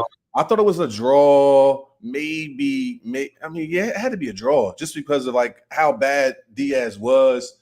Diaz was buckling him. I mean, yeah, Regis was he was tapping him, but it wasn't really like effective because Jojo just kept moving forward, and he's not really going to be a puncher either. That was strange that. Regis what you say? Who doesn't want to be a puncher? Diaz? Yeah, he's not really a puncher, right? Like he's not someone that like that has power. Big hitter. Yeah, I think he has power, but he's not like a one punch KO guy, though. I agree. Yeah, I mean he had him wobbling in the first round. Like, like this ain't be Norm the Storm out here, like so it was a little strange. As long as it did. It was a good fight though. Well, let me ask you that. You've mentioned Brian Norman Jr. Obviously, he's in a tough fight against Devin the Dream Haney in November. How do you see that fight? I think Brian got something that he's gonna show the world. I think it's something that we want to definitely look out for. I think that might be a better fight than Canelo Crawford, honestly. I think that might be a better fight because, Devin's always been a bigger guy in his weight class, and I think that he's finally going to fight someone that's probably like the same size as him. So we really going to see what Devin about. Okay, I like that, man. Listen, Brandon, I appreciate you pulling up, good brother. Thank you, man. You got it, man. Salute, bro. Yeah. All right, let me get Hurricane.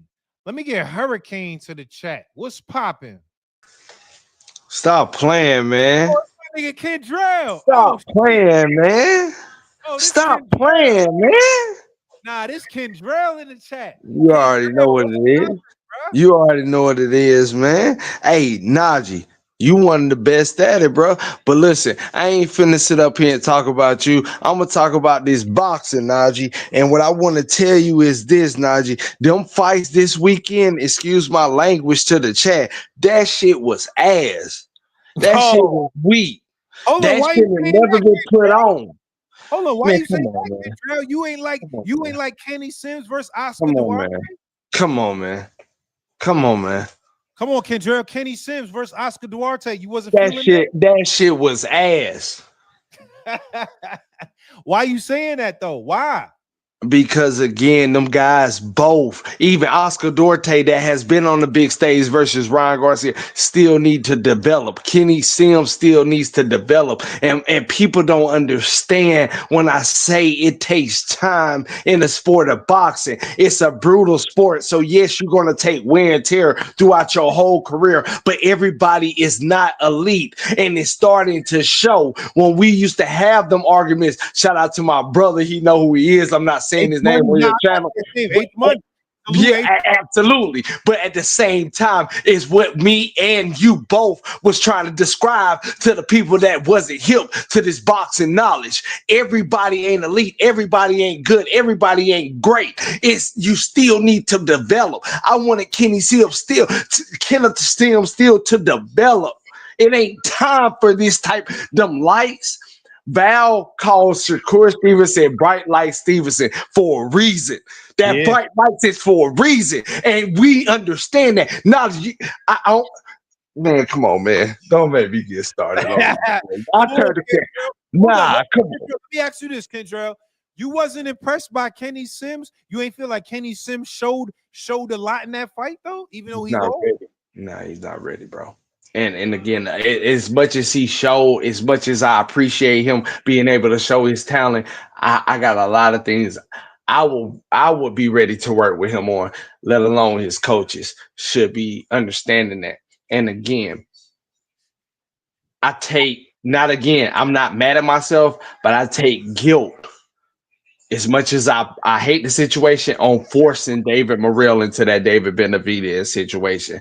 Oh, I remember that. Come on, y'all. And that's why I say, Najee, I'm gonna give it to you straight. I'm gonna give it to you real. You know, I know this shit. I'm gonna give it to you real, bro.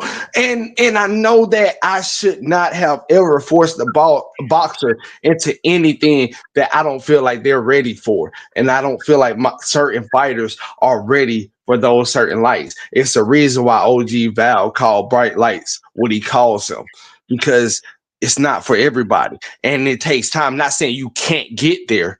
That's why I say I know I'm not a hater. I'm not saying you can't. It takes time to get there. Like he told him on that show. He told Conor McGregor Conor Ben on that show, not McGregor.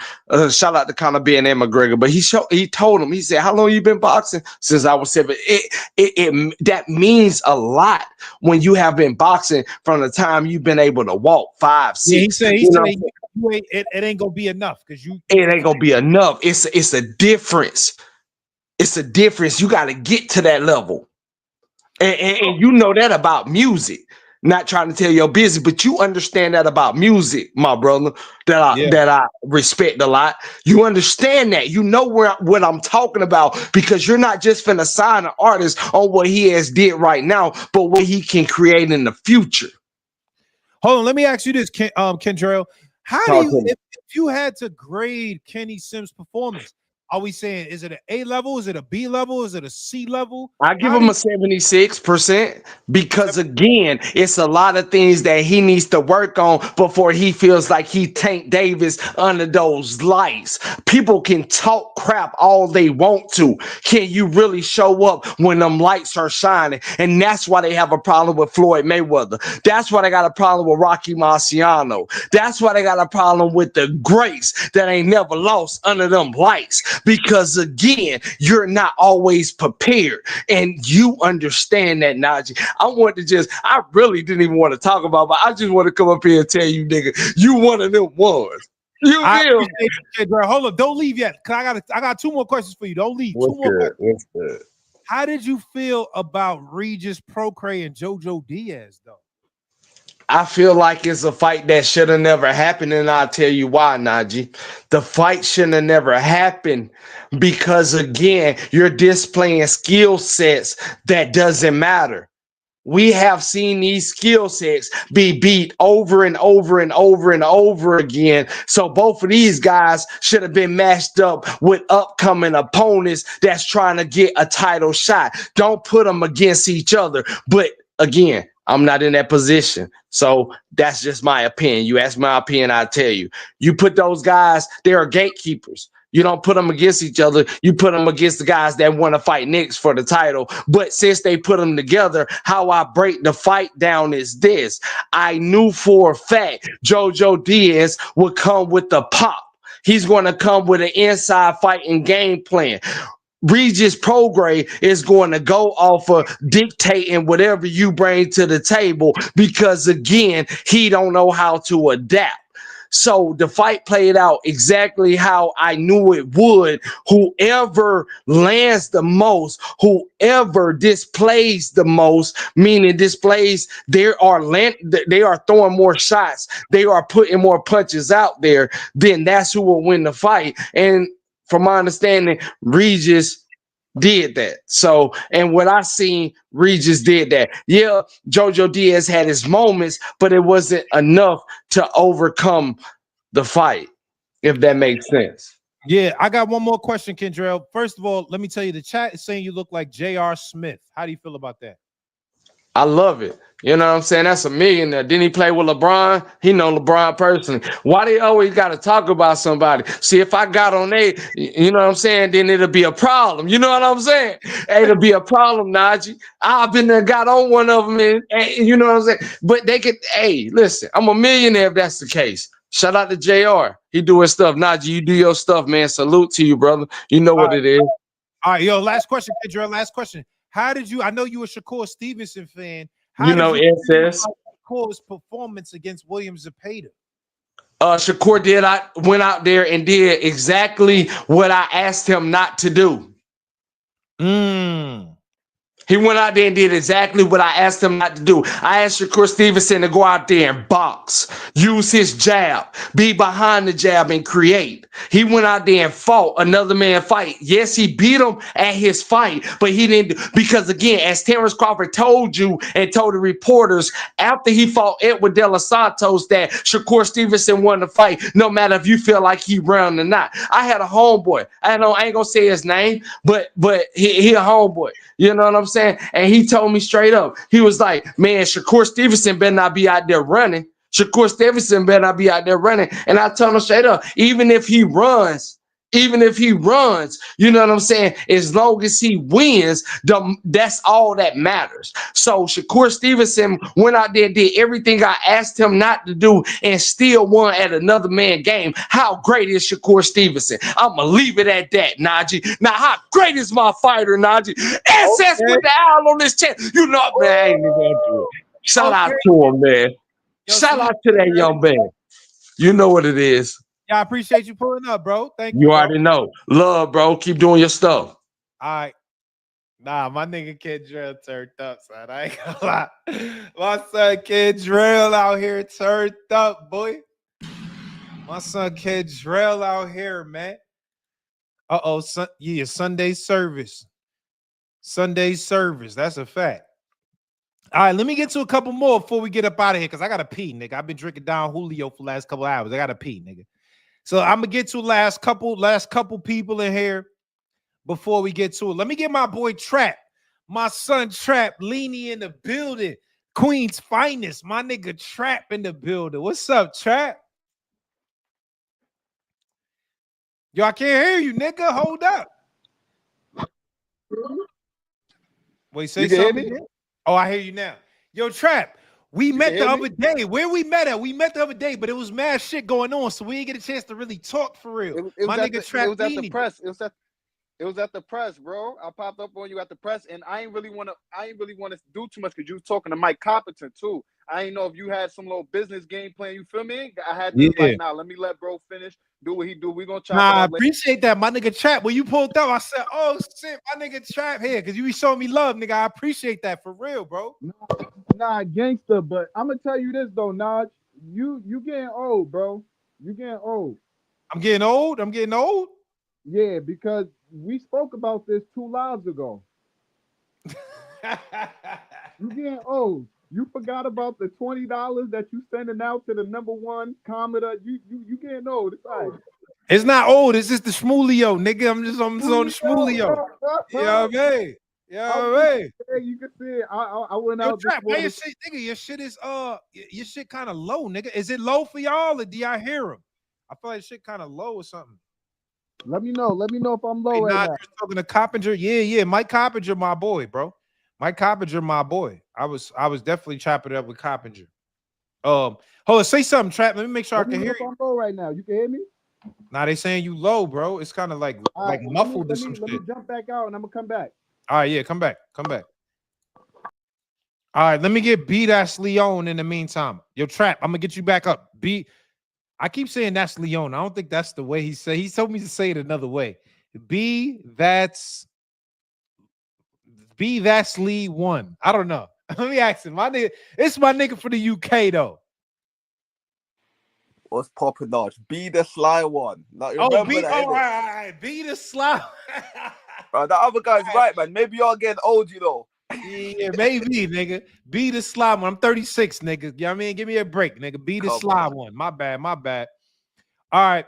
What's popping, man? Like, talk to me. Did you see the fight last night? Oscar Duarte versus Kenny Sims? No, I saw both of them. Like, let me. I'll get to that one in a second. First one, I'm not gonna lie. Prograde is very lucky that he was not fighting Duarte that I got cancelled. He would have got smoked. Bruh. To retire. He would have put him in a nursing home, nigga. Duarte would have put Regis in a nursing home. Stretcher. That stretcher would have come out. You know, because they always talk about he's never been knocked out. The stretcher would have come out. Them lot waving the towels, ambulance. It would have been a horrible scene, you know. He needs to retire because I was hearing them talk about, these other young cats, I'm not interested. He's done. He's cooked. Like, the only thing I can see is maybe stick around for a paycheck. But in my opinion, you can't really put a price on your brain health. So he just needs to just call it a day, be happy as 2-time champion. Maybe. So do you think he should retire? Do you think he should retire? He's been getting beat up by pillow-fisted fighter Jojo Diaz, Devin Haney, Jack Carroll. I think there was someone else who he fought before Haney there was an unofficial drop. Like his punch resistance is done. It's finished. Yeah, I agree. Like for him, and even then, don't get twisted though. The fight, the Jojo Diaz Prograde, it was entertaining fight, back and forth. Obviously, Jojo Diaz didn't really have that sort of killer instinct or sort of technique to really sort of obviously drop Regis and maybe stop him. But yeah, like he's done or something. And even Jojo Diaz, he probably should. Yeah, I was gonna ask you, what about JoJo? You think JoJo's done too? Yeah, no, he's done as well, man. Now, what's it? Is it 6 fight losing streak? Is something mad, you know? God damn, is it? Hold up. Let me go and I don't use BoxRec no more. I use Tapology. Let me go on Tapology real quick. I'll be surprised. JoJo Diaz. Hold on, let me see. JoJo Diaz. Oh God. Oh my God. You what I mean? Lost against Regis. He won against Valencia. Lost against Montoya. Lost against Gerardo. Lost against he's 1-5 in the last. He's 1-5. That's crazy. That's what I'm saying. That's what and 2-8. God damn, 2-8 in his last 8, bruh. Exactly. He's just been a punching bag. That's what's happened most. Yeah, some fighters, they got to know when to sort of give it up and that. Obviously, like a fighter's heart, they obviously know how much training and stuff. But once you know that you're not feeling the same, your punch resistance is not the same, that certain fighters, or even the people around them, they got to know, I said, you know what? Let me just call it a day. Yeah. So you think it's over? You think it's over, though? Oh, it's done, man. It's done. It's done. Okay, let me ask you this. What about the main event, Kenny Sims versus Oscar Duarte? That was entertaining. I'll be real to you. Like, it was like a good chess match. Like, overall, I felt like obviously Duarte did the right man won. It was a close fight because obviously Kenny Sims was popping off a few stuff, couple combinations, but it couldn't really hurt him, man. And I feel like Duarte was obviously landing more of the power shots and stuff. Like, yeah. And I felt like Kenneth Sims, he probably should have moved his legs a bit more. Cause I know it was fighting. He was trying to do his little best Terence Crawford impression. Like, it was entertaining. Did you think it was like Crawford? Did you think it was like Crawford? Because I feel like I saw that. He was doing like he's trying to do the Crawford. I say a C or D level Crawford. That's what I mean. There's levels to it. I ain't gonna lie. Because I can see what he was trying to do, but I'm just like, nah, this ain't it. You know, I'm just like, I see it, but I rate it though. Because he's someone, he can still come back and sort of stuff. It was a tough fight. Obviously, Ryan Garcia's win over him is obviously looking a lot more solid now when you deep it, because Duarte looks like he gives, like what you were saying earlier, anyone in that division he's given problems because the guy is huge. We don't know if he's taken, but we have to remember it's Robert Garcia. So? Because I said that, and I said I don't know. I'm not saying he's guilty or nothing, but he just looks a little bigger, and they was on my ass. They didn't like that. Yeah, no. Listen, because it's Robert Garcia's gym, I'll give him the benefit of the doubt. If it's Eddie Reynoso's, I'll tell you he's guilty. But no, for me though, I feel like he's gonna be a problem there for sure. Any of the champions, like he's a tough night's work or something. And you have to really have that power to really switch him off or something. I don't know if any of the champions really got it. Because even then, I wouldn't even mind seeing this guy match up against Teofimo Lopez or something like that. Like, I wouldn't mind seeing that. Duarte versus Teofimo? Yeah. Oh, I'm not mad at that. That's a good fight, bro. I'm not even mad at that, bro. Exactly. So we'll definitely do bits and stuff. But I'm not gonna lie, it was a bit of a slow weekend for boxing though. Yeah, it was a slow week. It was compared to the last couple weeks. It was a slow week though. I ain't gonna lie, you right. But when I was checking, and I was just thinking to myself like, "Rah, just only these lot two fighting." I just like it's watchable and that. It's just like it'll bring out something. So like, now hold on, my boy, be the sly one. Have you ever seen the movie 8 Mile with Eminem? Of course, man. That's old school, obviously. Yeah. They said you look like Lotto, the rapper Lotto. What do you think about that? You know what, fam?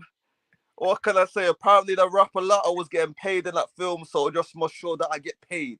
Like, okay. Talk that shit. Be the sly one. Last but not least, I just want to get your opinion on Crawford Canelo, because obviously that's the biggest fight coming up. Everybody's talking about it. What you think? Oh, Crawford. I'm even flying out there for that, man. Crawford. Oh, you coming out there? Listen, I'm gonna be real to you. The reason we gotta link up if you come out there. Come on, Barrett. We gotta link up. 100%. Put it this way, with Crawford, I'm gonna keep it real. He's not gonna say it himself, but I feel like he's retiring after he fights Canelo. That's what I think. Who these guys are just, you know what? Let the chat just do what they want to do, man. These lot. I ain't gonna lie, they call you Lupin. That's so funny. I just watched the Lupin show on Netflix. That shit is mad. These lot are some joke thing. Oh, did you see that one? Did you see Lupin? I've seen a little couple of highlights here and there. You know, I didn't watch the whole thing, but I've seen a come up in here and there. All right, yeah, my bad. I distracted you. Canelo Crawford, go ahead. No, I've definitely got Crawford winning. I feel like it's gonna be decision. I feel like Crawford could hurt Canelo or something, and I feel like that will surprise people, but he's not gonna stop him. Like that, I can't see. I can't see Canelo sitting on a canvas knocked out or something. But I feel like Crawford's got enough power to make Canelo respect him, and that's all he needs to be able to do. So long Canelo can't just walk him down like the Terminator or something, then Crawford will be able to win this boxing smart or something. So no, I got Crawford winning it, but it's gonna be entertaining fight. They can obviously pop off. I'm not gonna lie, the undercard ain't all that, you know. I ain't really impressed with the undercard. Yeah. Truth be told, I was expecting both, and I was hoping that Keyshawn Davis might have been on it or something, but yeah, he's retired or something like that. So nah, he coming back. I just think he's just in a bad spot, but hopefully he come back though. No, I know he's come up, but he tricked himself out of his position that night. So yeah. Okay, be the sly one. Thank you. I got it right now. Be the sly one. Be the sly one. Lupain jokes is Hobie was. Yeah, Lupain is mad funny. Let me get yo, be the sly one. Thank you, bro. Yeah, no, anytime, man. Keep doing your thing. Thank you, bro. All right, yo, I'm gonna get to a few more, and I gotta go because I gotta pee, bro. I've been drinking that Shmulio. You know a nigga gotta pee, bro. Let me get Bobo Stick. Bobo Stick. That's a crazy name. Man. Yo. Hey, man. Bobo Stick, nigga. Everything What up, baby? How you feeling, bro? Where you from, bro? Man, you know Grand Rapids, bro. You don't remember me? I'm 2 cheeks, 1 finger, baby. Two cheeks, one finger, baby. I be in. Hey, real quick, because I ain't got a lot of time. I got to finish working. Hey, you know when you take a dookie, you know what I'm talking about? And you look at that dookie for a minute, and then you flush it down the toilet?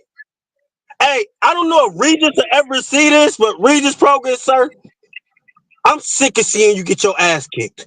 Every time this motherfucker fight, you getting fucked up, bro. Fuck CDL time.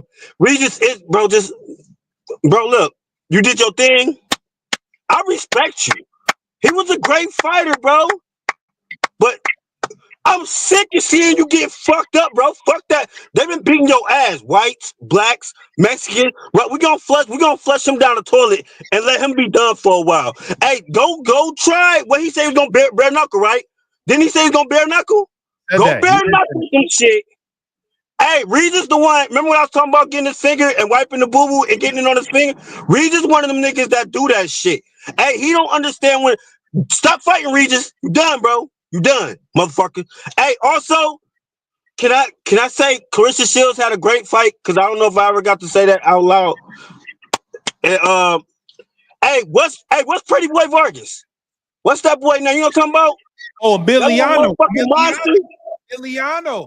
Man, that little motherfucker, a monster, bro. I like him. He real. Hey, he real. I can't wait to see what he do in the future, bro. I'm excited. Super. Oh. You think he's a star, right? Emiliano Vargas? He coming. Yeah. I mean, you got to put him in there with somebody real, but you know what I'm saying? With the people that's holding him up right now. Man, that little motherfucker bad, brother. He like a killer, and he a pretty boy at the same time.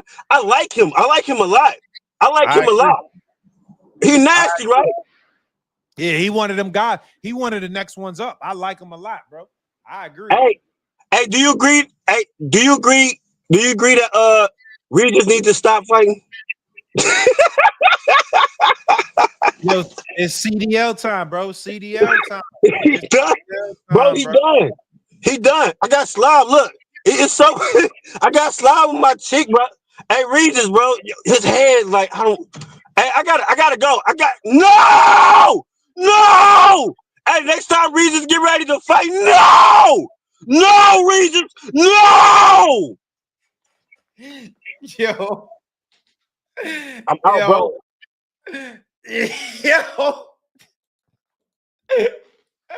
Yo, what the fuck? Yo, what the Yo, what the fuck is that, bruh? Yo, bruh. Yo. Oh my God. Oh my God. Yo, chat. I'm literally crying, bro. It's tears coming out my eyes right now, my nigga. Oh shit. Yo, chat. Yo. Shout out to my mans, yo. Shout out to my mans, bro. I remember last time, I forget his name this time, but last time his name was Two Cheeks, One Finger.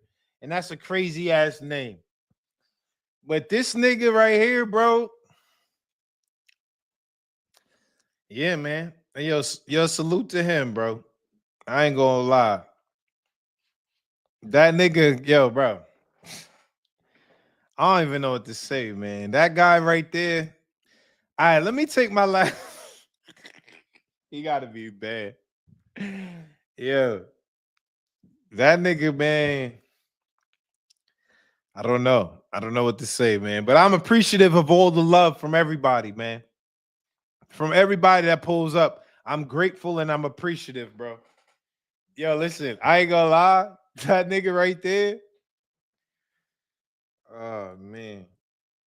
Yo, that nigga right there, bro. Salute, man. Thank you, bro. Two cheeks, one finger. Thank you for pulling up and showing me love, man. Thank you so much, bro. All right, man. Yo, Rick, I appreciate you too, bro.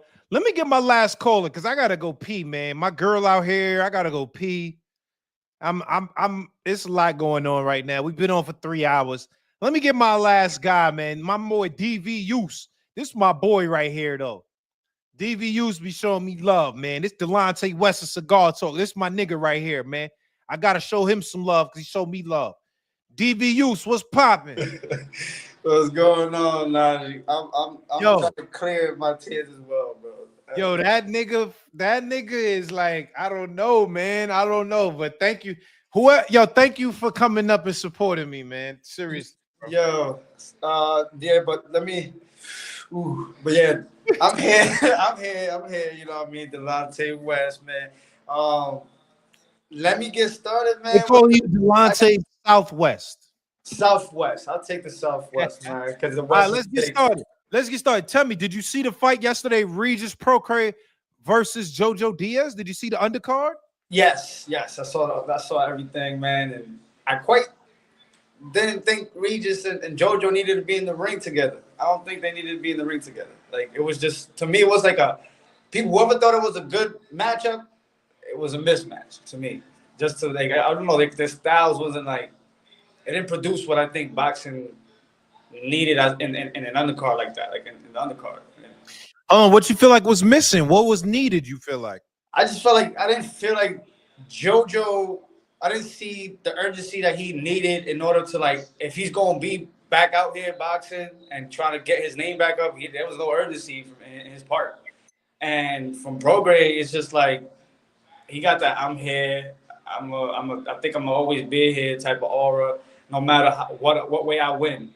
It is no urgency in, like, showing who Regis is even after the Devin Haney loss. Okay. Tell me about the main event, bro. We had Oscar Duarte versus Kenny Sims. What did you think about that? Oscar looked like he was juicing. See, I didn't say that. That's a little too far for me to say it, but I feel like his body looked a little different. I took some criticism in the chat. But why do you say you feel like that, though? Why? I feel like, I mean, unless he got a way to get, like, super cut the way he looked yesterday. I mean, well, yeah, yesterday I'm just like, he looked bigger to me than what he did against Ryan, and stronger. Like, he just looked like he wanted to bully the other man. And to be quite honest, like, he made Sims look small to me. In a way, sometimes he made Sims look small, especially when he was when Sims was on the ropes. He looked smaller compared to Duarte. That's what I think. I felt like he came in with enough to get the victory. I like that they respected Sims' effort enough to give him a draw. One of the judges gave him a draw. So I feel like they didn't disrespect Sims too much. I feel like Duarte was just, like I said, he looked too big, man. I don't know what he's doing, what his diet is.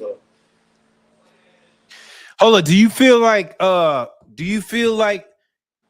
that fight, like both of those guys, where do they go from there? Like, where does Kenny Sims go? Where does Duarte go? Like if Kenny, I think I think he needs to come up, man. I think he's like 54 rank or 40 something. Sims. He need to fight a couple more guys. I may see him with Mutarala if he wants to bring his name back up. Muratala. Yeah. And then Duarte, he need a rematch with Ryan or he need a bigger fight. Maybe Rolly. I don't know. I mean, he could. That's a good fight, Rolly versus Duarte. I think Duarte wins that, but that's a good fight, bro. Like Duarte on that one too. Okay, let me ask you this, last but not least, before we get up out of here. Your boy Xander Zayas. Yo, DVU, you've been telling me Xander Zayas is your boy, man. Talk to me, man. I saw him and Virgil Ortiz was going at it. Yes, I was going to bring that up because I didn't know how much time I had. I didn't want to take up too much time. I know you got to go. But Zayas, man, when I saw him talking to Virgil, I feel like he's pushing that fight because he knows Virgil's that challenge that he needs. Like Virgil's that A-level fighter that's gonna either make him or break him. And it's like I think he's trying to get that fight sooner than later. Because if he gets it later, then it's like either they trying to say he's gonna duck, and my man don't duck nobody. It's just he's young, so he's just like at 22. I feel like he's trying to build that up. He's trying to make sure he establishes his name and he's around the right people. You know what he's doing. When you want to be seen with somebody, because you want, you gonna make it be seen. And that's what he did. He was trying to make people know, like, this is the guy I want next. I'm hunting him. Yeah. That's what I feel. I feel like he's hunting him. Do you feel like he's gonna be a unified champion at 154? As much as I want to say, yeah. Because that means he would have to be Fundora. He would have to beat Bakram. I call him B Murder. That's B Murder. He gotta beat B Murder. He gotta beat Fundora, or he gotta beat Terrence Crawford. He can't. I don't see him being unified. I'm Puerto Rican myself. I'm not gonna be like, oh, I'm gonna stick with my people no matter what. Like I want to show him love. He's my guy, but unified, I don't see that, man. I don't see it unless I see something different with the amount of punishment he took. He took a little too much punishment from that last fight. I just feel like he could have moved. He did good with the footwork and stuff like that, but when he traded, I need to see improvement in the inside, man. And then probably we could talk about that question later on, unified. But he needs a couple more fights. He's not ready. I don't think he would never be unified either. I don't think he would ever be. Nah. Okay.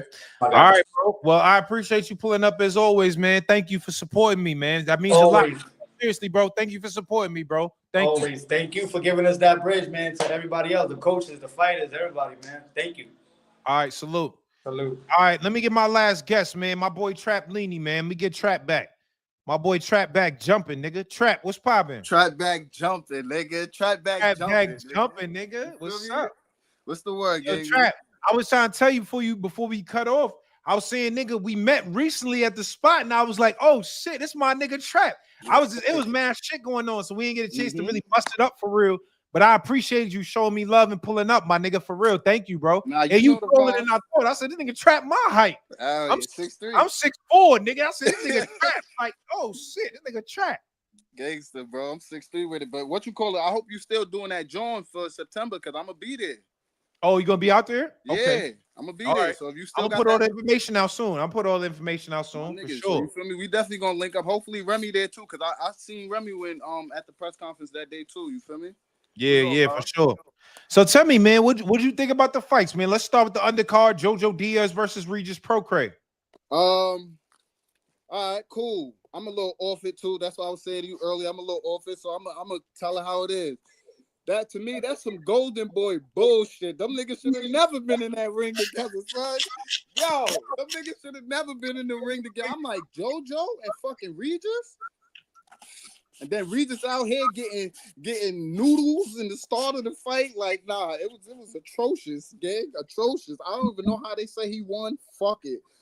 And then Lulu, talk to Naj, man. They bugging. They talking about JoJo. They asked JoJo how much fingers I got up. He talking about 1 or 2. Nah, that was crazy. I ain't gonna lie. Listen, when that fight happened, because me and my girl was out yesterday. Me and my girl was out hanging out. So I saw bits and pieces of the Regis JoJo. I seen the full interview. I seen the full fight of the Sims and Duarte, but I was watching it and she showed me the footage today. The nigga said, "Yo, how many fingers I got up?" He was like, 1, 2, 3. That was fucked up, bro. Yo, I swear it was like he was taking his New York State license test, right? Like, no matter what you say, nigga, you gonna pass, nigga. Yeah, that was nasty work. That was nasty work. That nigga couldn't get none of the questions right, bro. That was nasty work. And the rest said, "Fuck it, he dies, man. Go up." If he dies. You right. All right, so hold on. Let's get to the main event, though, nigga. Kenny right. versus Oscar Duarte. What was you feeling? How did you think about it? First thing first, man. Shout out to Kenny. I don't know if you're watching, you feel me? But shout out, you did your thing. And a new thing that we gotta start doing in boxing too. We gotta stop saying robberies, close fights. If they go a certain way, it is what it is. You feel me? It is what it is. Thank you. We gotta stop saying robberies. It was a great close fight. It didn't go Kenny way. Fuck it. You feel me? And he called for the rematch because he know it was close. Could have went any way. You feel me? Yeah, that's a fact. I agree with you. Who did you have winning though? I had Kenny winning. Shit, I was in the group chat popping it. You feel me? Telling niggas, yo, he whipping his ass. You feel me? But I could see why Duarte landed more power punches. He was the aggressor.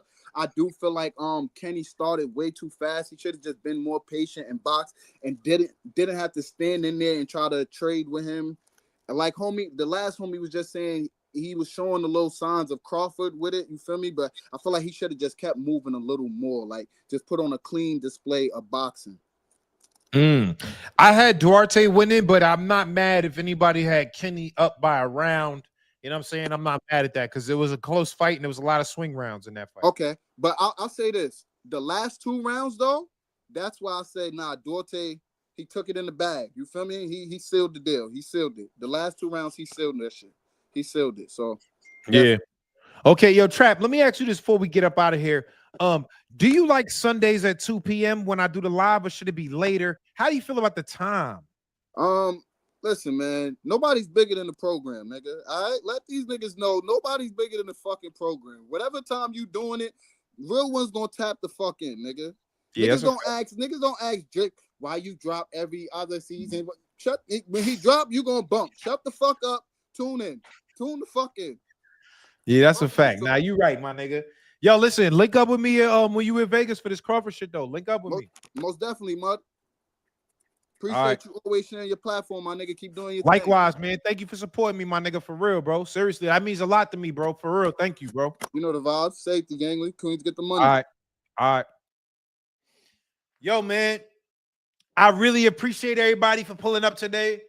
This was a super dope episode. We had Gary Russell Jr., Mr. Gary Russell. He pulled up and dropped a lot of gems on us. We had my man Brandon Rhodes. He's the head of OTX Boxing. He dropped a lot of gems on us about the business, about OTX, and it was fire, man.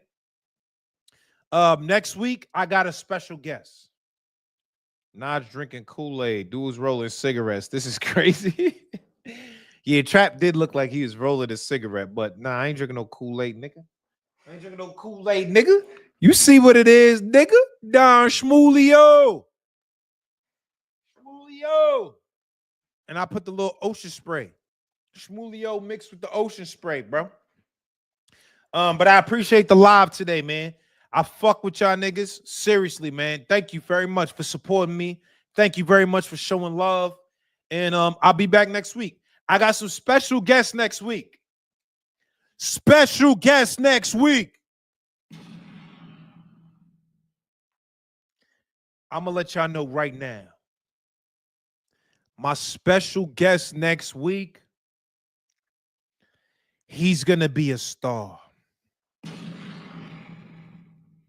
He's going to be a star in the sport of boxing. This is my man. This is my young boy. And I'm supporting him. I'm supporting him because I believe in him. And I believe he's going to be one of them niggas. He's going to be one of those guys in the sport of boxing. And I got to bring him up next week to come talk to us, man. I gotta bring him up next week to come talk to us, man. Is it Emiliano? It might be. It might be. Is it Zaquin Moses? It might be. Is it Kermel Moton? It might be. Is it Shushu? Nah, I just spoke to Shushu. It's not Shushu. It's not Shushu. But that's my little man. I fuck with Shushu. And Shushu one of them guys. Is it Abdullah Mason? It might be. It might be. Is it Rashidi Ellis? It might be. Najee call everybody a star. Babe, what'd you say? All right, my girl said hurry up and get off. So that's enough for y'all niggas, man. Yo, listen, man. Thank you for supporting me. Cigar Talk Live. This was a dope episode. I said dope episode. My boy, y'all got me stumbling. I got to use the bathroom. Y'all got me stumbling. Dope episode of Cigar Talk Live. Auntie Sco is disrespectful. Come on. Why y'all call that grown man auntie? Y'all be wilding in here. I ain't gonna lie. Get Ray Ford. Okay. Okay. Yeah, I got to use the bathroom. I ain't gonna lie. I definitely got to use the bathroom. You got that look in your eyes, OG. You see it in my eyes? It looked like Shmulio taking over. All right, man. Yo, listen, man. Thank you very much for supporting me. Thank you very much for pulling up. Every Sunday at 2 p.m., Cigar Talk Live. Tell a friend to tell a friend. Please come back next week, 2 p.m. Eastern Standard Time. Cigar Talk Live. Now you got the eye of the tiger. Y'all niggas are wilding. All right, man. Thank you very much for supporting. It's a dope episode of Cigar Talk. We out.